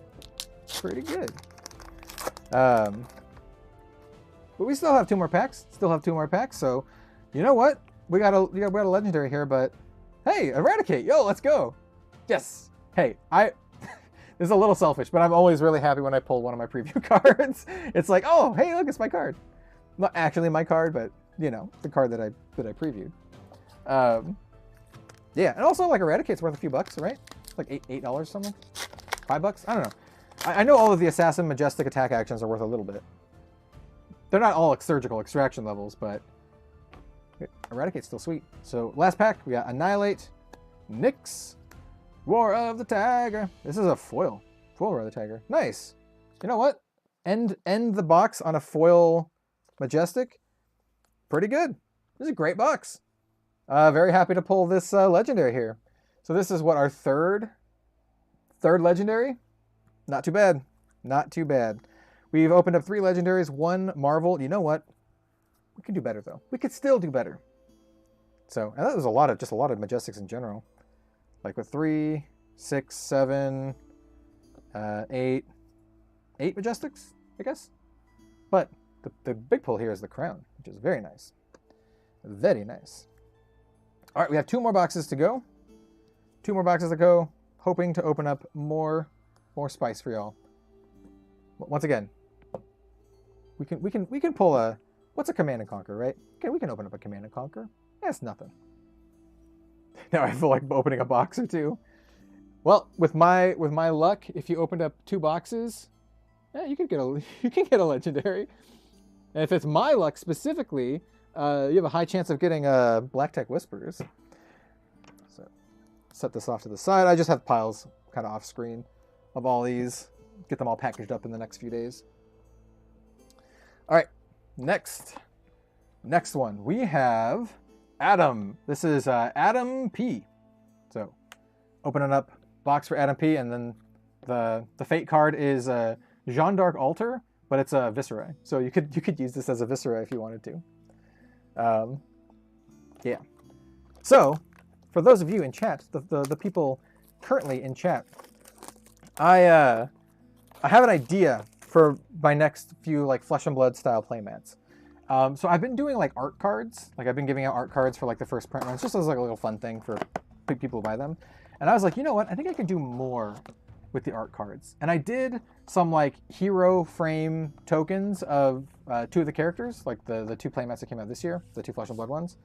And I think what I could do is I can actually make them into functional tokens of like either pre-existing characters or new mechanics. So like, for example, the next piece I'm working on is obviously an assassin character, an original assassin character, set in the Flesh and Blood world. She's going to be in the pits, I think. Drawn by Flesh and Blood artist, Crovius.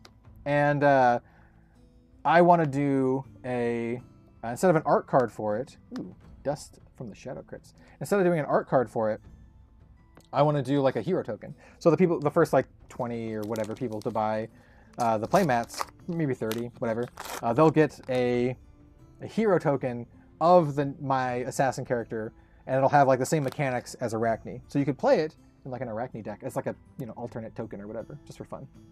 So I don't know. I think that could be cool. I think that could be cool. I know I would like that.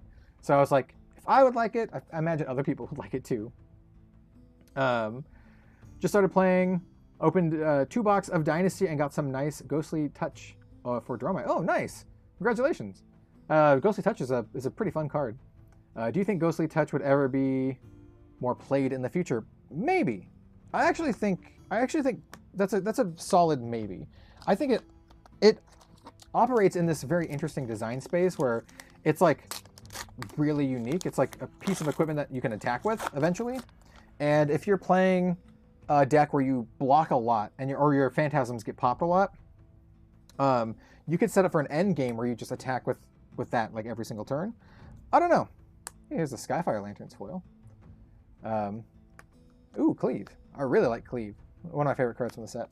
So yeah, I would say solid maybe. It's a cool card too.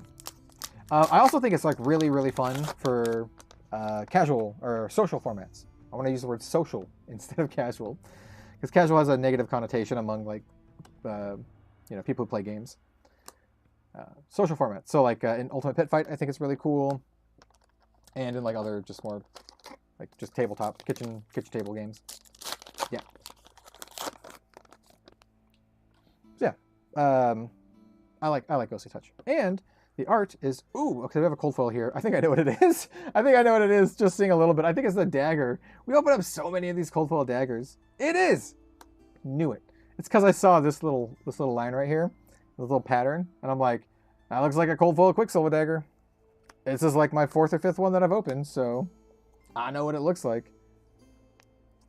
So yeah, there you go, Quicksilver dagger. I hope you want to make that dagger Dorinthia deck that some folks are talking about. And you can use the cold foil dagger. There you go. Feels like a decent equipment versus Brute Viridian. Yeah, for sure. And just in general, there's a lot of like poppers going around these days. People are running Erase Face. People are running the other one, Command and Conquer. Sack the Shifty, Nix the Nimble, Blessing of Ingenuity.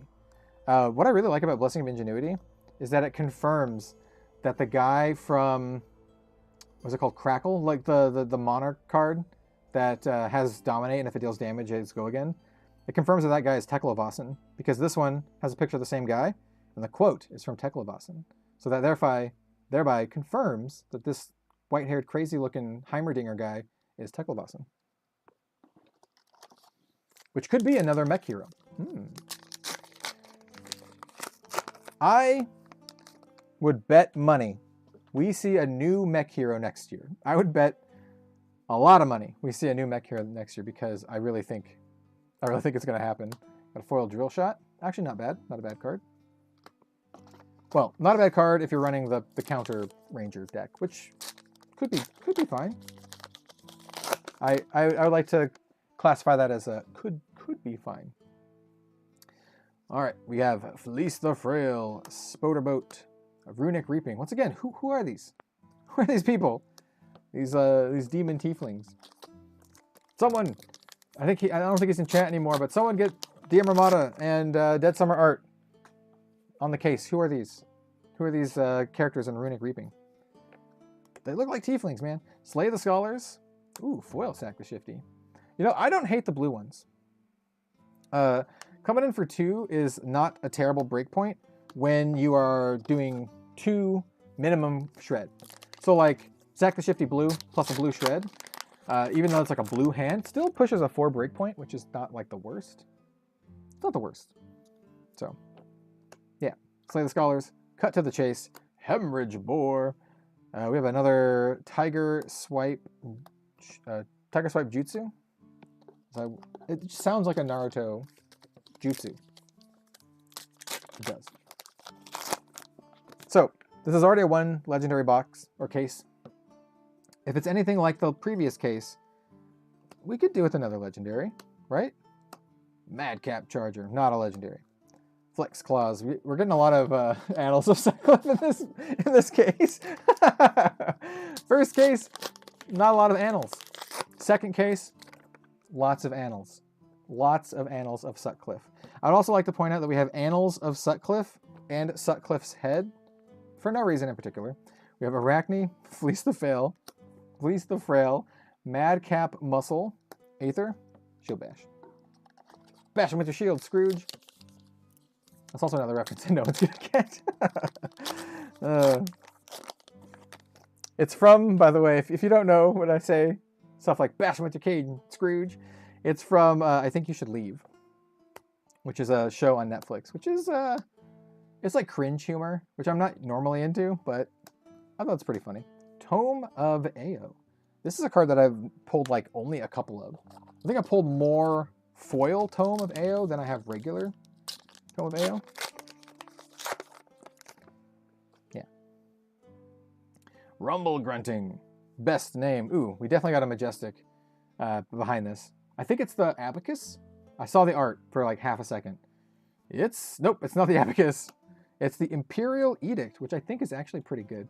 I was thinking about this after doing my deck tech for the Emperor. Like, I wanted to include at least one Imperial card for flavor reasons, and I think the Imperial Edict is all right, especially as a turn 1 play. I also think, I thought about this afterwards, what is it called? The Chains? Chains of Eminence? Is that the one? It's the one that costs 0. It's a red card. You play it, and you name a card, and then no one can pitch, block, or play with that card. And Imperial Edict lets you look at your opponent's hand. So you could, like, Imperial Edict, look at their hand,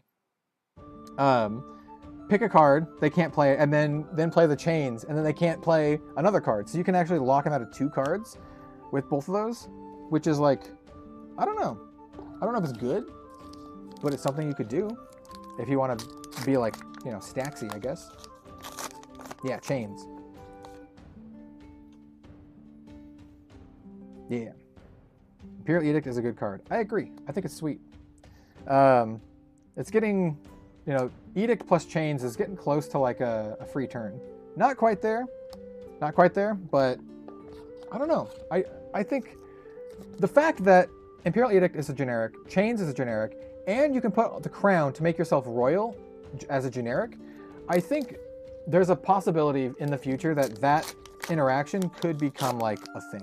Because it could literally go on any hero. So anytime they print like a hero that anything like that synergizes with, then you're playing with power there. This is we've hit a drought so far. This case is a little bit of a drought. Adam, my dude, come on, we gotta get a legendary. We gotta get a Marvel. Gotta get a Marvel in this one. Slay the Scholars. Ooh. You know what? I'll take a Leave No Witnesses, though. It's a great card. Great card. Little assassin Command and Conquer right there. I've started to run a Command and Conquer in my assassin deck, too. Just because, like, man, you can really threaten, like, the on-hits between, like, Leave No Witnesses, Command and Conquer. Like, just makes all your attacks very, very, well, threatening. Water Glow Lanterns. Very pretty. Blessing and a Spell Fray Tiara. I think Imperial Edict is my favorite of the Imperial cards. The Warhorn is pretty good too, but Edict is just like, it's a spicy one. Sack the Shifty, Prognosticate, nice little foil, Drill and Precision. Coming down to it for this box, man. Come on, we got 2 boxes. This box plus 1 more box. We got to get some big spice. Cadaverous Contraband, bringing back the Edict from the grave as a royal. Be interesting. You could also use Memorial Ground, so you can Memorial Ground it back on top. I don't know. There's something brewing there. I can foresee stuff like, ooh, look at this Heat Seeker. I can foresee stuff like that becoming like broken later. Like there's probably cards that are printed now that no one cares about at all, and they're not like big meta cards that become busted later because Flesh and Blood does not rotate. So eventually, there'll be some sort of interaction that someone finds and then just absolutely breaks the game. And I know it's like LSS's job to try to prevent that, but honestly, stuff like that can like slip through the cracks. This is a Mind Warp. I think this is our first non-Brainstorm Wizard Majestic in both cases. And we pulled like almost no like weapons. Like we pulled like the Great Bow, but like we have no Hanabi Blaster or Axe or whatever. I've still never pulled an Axe. Ooh, we have a foil assassin card here. Is it a Majestic one? No, it's common. The Display of the Scholars. I like this card. I like the red one, but, you know, is what it is.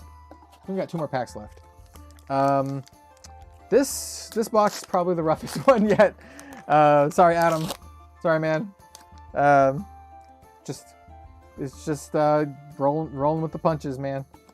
Shred, Annihilate. Oh, hey, look. We did get one of the cards I was just talking about. Swell Tidings. It's just swell. It's just swell. I just think it's neat. I do like Cadaverous Contraband too, by the way. It's a sweet card. This is our last pack. All right, last pack magic. Let's go. This is a painfully average box again.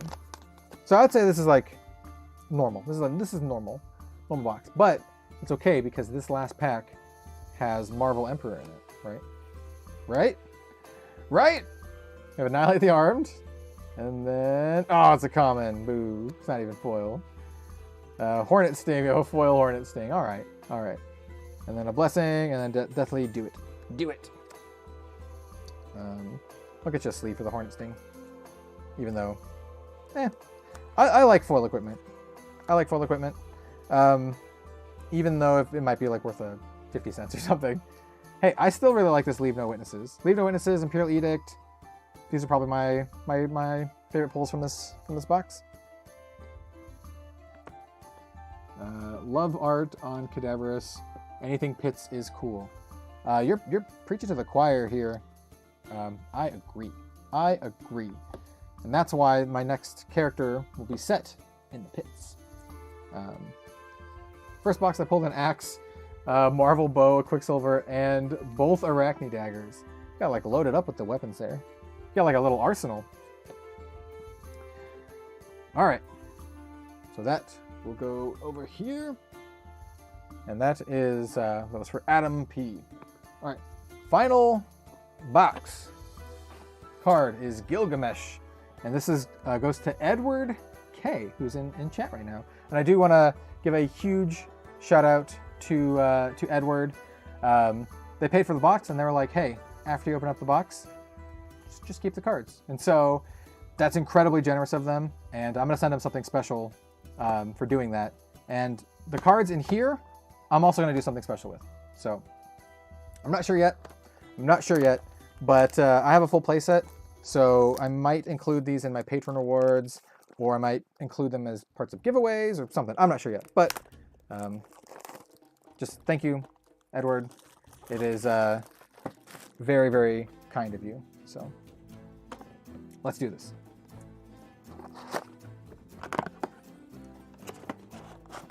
All right.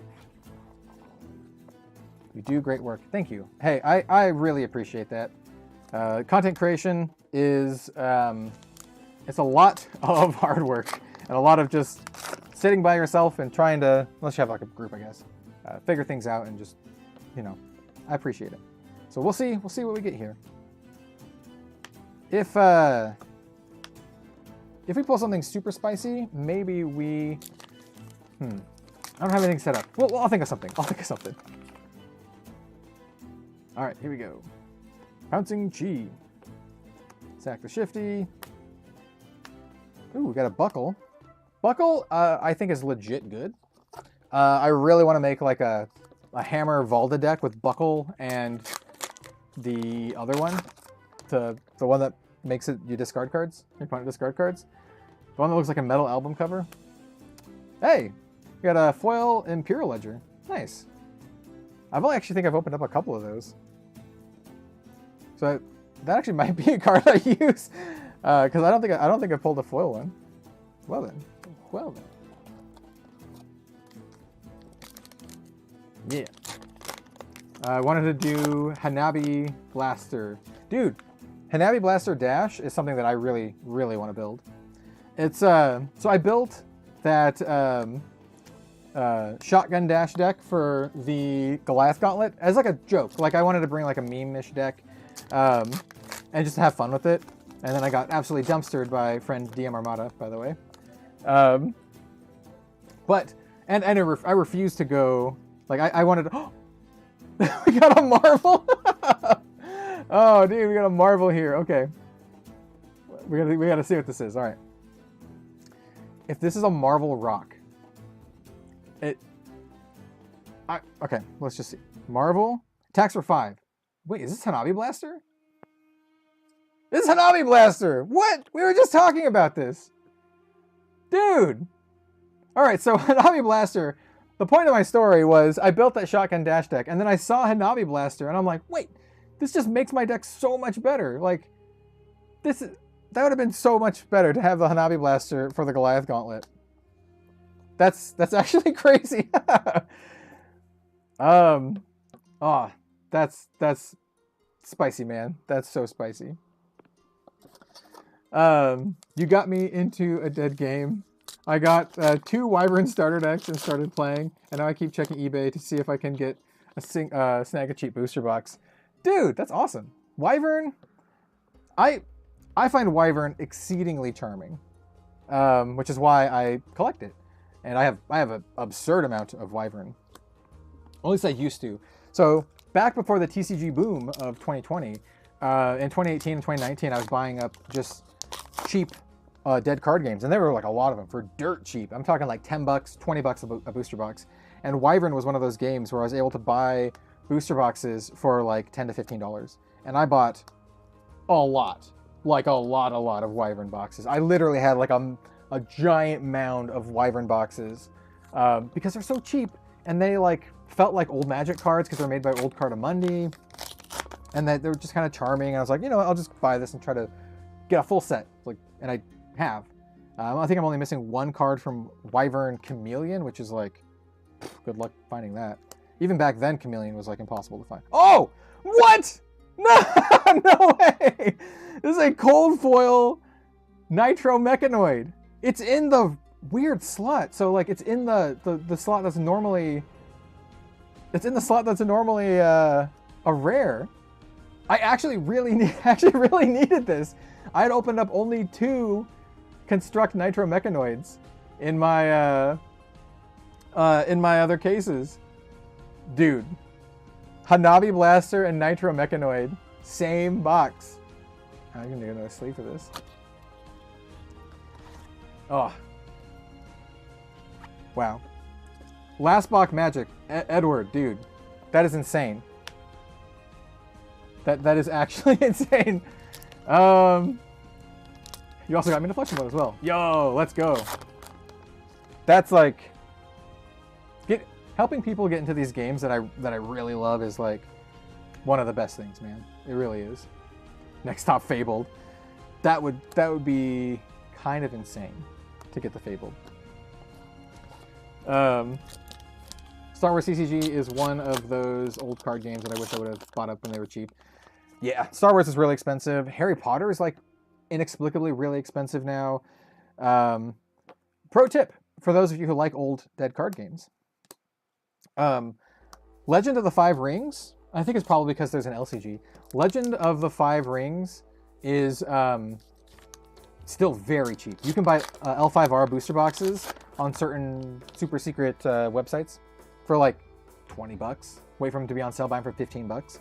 L5R, if you want to just kind of pick up some of the old TCG, it's cheap, man. It's still cheap. Ooh, Skullcrap. You are a very entertaining person. Well, thank you. I try. I try. This is a mech box. Cold foil powder keg next. So, okay, that's the other card. Okay, that's the card I want to talk about the most. I forget because I only pulled 1. I have only pulled 1 powder keg ever. Out of all the cases, this is now 7 cases, 1 powder keg.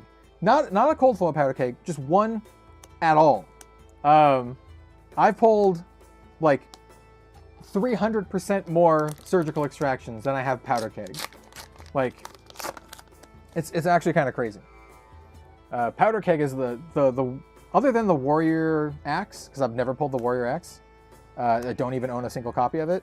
I bought one from Jim from FAB TCG cards.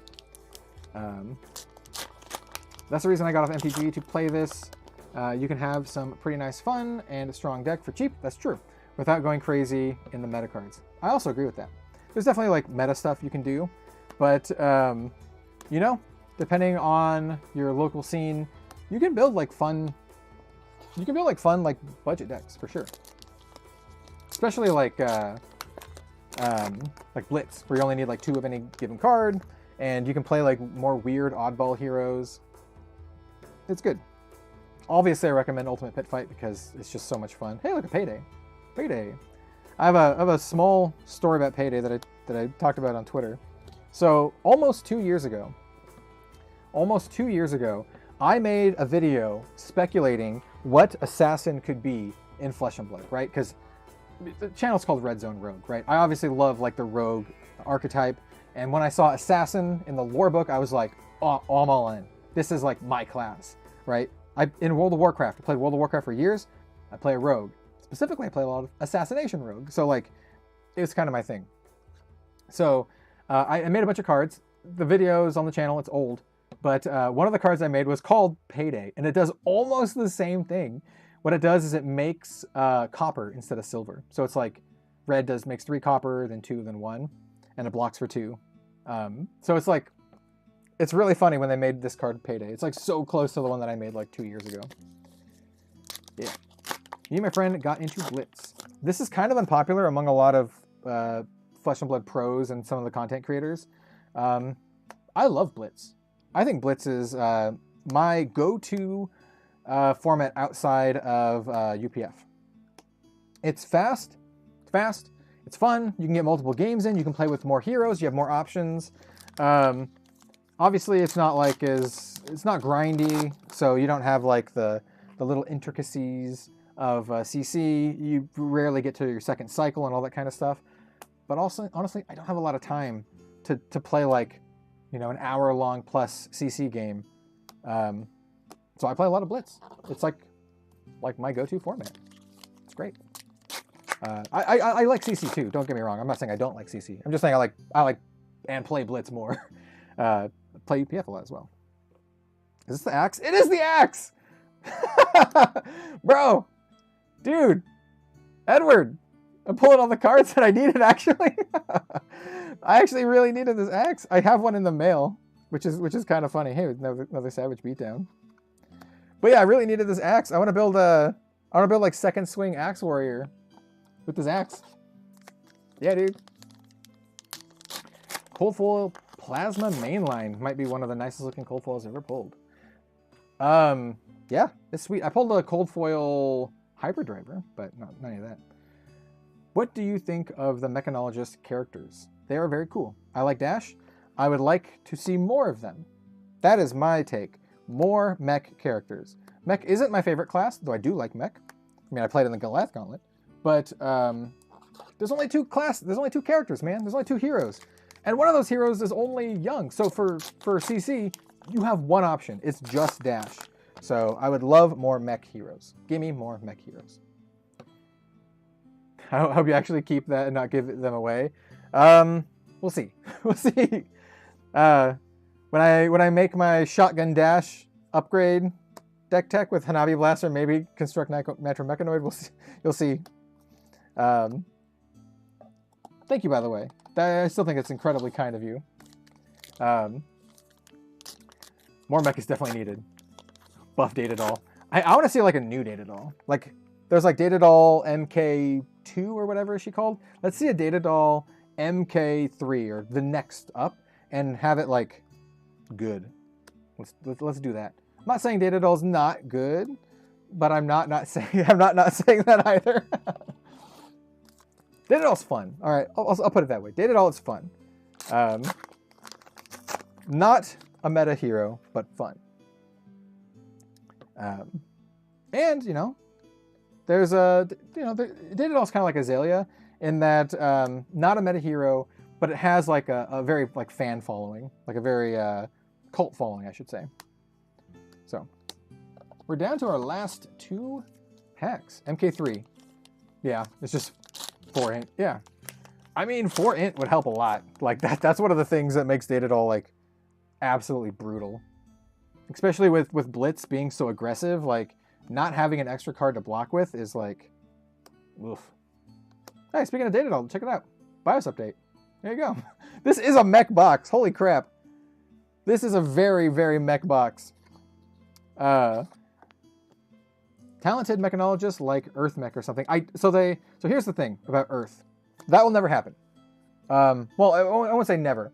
If there's a mech from Aria, it could happen. But the way it works currently, and this is the way it was laid out in the article that James wrote about the talent system, is that each region of Wraith has its own unique talent. So it has to be a character from that region to have that talent. So to do Elemental Earth, they have to be a character from Aria. If we do have a new talent in Metrics, or if we do have a talent in Metrics, it'll be a brand new talent, unique to Metrics. So that's what I'm hoping. Shadow Mech. I mean, like, so you could have, like, a corrupted mechanologist or something, or a mechanologist from the Demonastery. I could totally see a mech from the Demonastery. Like, the next time they do, you know, Demonastery type set. This is the last pack, by the way. Ooh, this is a really pretty card. We have a Wave of Reality. And then these two, put that in a foil. So that was the last box. Huge thank you to Edward in the chat for this box. Like I said, it was incredibly kind. We opened up a Hanabi Blaster and a cold foil Nitro Mechanoid. Not a Marvel, but still cold foil. I actually legit need this. Like I said, I only opened up 2. And I was like, yeah, I'll play them in Blitz. But now that I have 3, I can actually play Nitro Mechanoid in CC, which is really nice. And then Hanabi Blaster is just super nice. Super nice. Now they'll just have a tree mech. Hey, like tree mech in Savage Lands. Just you know, it's a brute mech. So it's just like a brute, but he's got like a monocle. And he's just like his like constructing things is he takes 2 things and just smashes them together until they like stick. And that's what it is. That'd actually be kind of interesting, actually. So yeah, thank you again, Edward, by the way. I'll send you this little card with the little art thing, but I'm also going to send you something else too. I have a product that I've been working on with metal fab tokens to make a metal fab token, a RZR metal fab token. And I hope to get them this month, but I'll send you one as thanks, man. So you'll get that, you'll get this. And yeah, so anyway, that was the box case opening. Now I have a bunch of packs just on the floor. I tried to aim them for the bin or the boxes here, but I've not been able to do so. Yeah, that was fun. I had a lot of fun opening these boxes. I'm so glad I was able to open up some spice for at least like maybe like half of the people got some good stuff, which I think is pretty good pull rates. Everyone else got like very average boxes, which is on average gonna happen. But thank you all so much.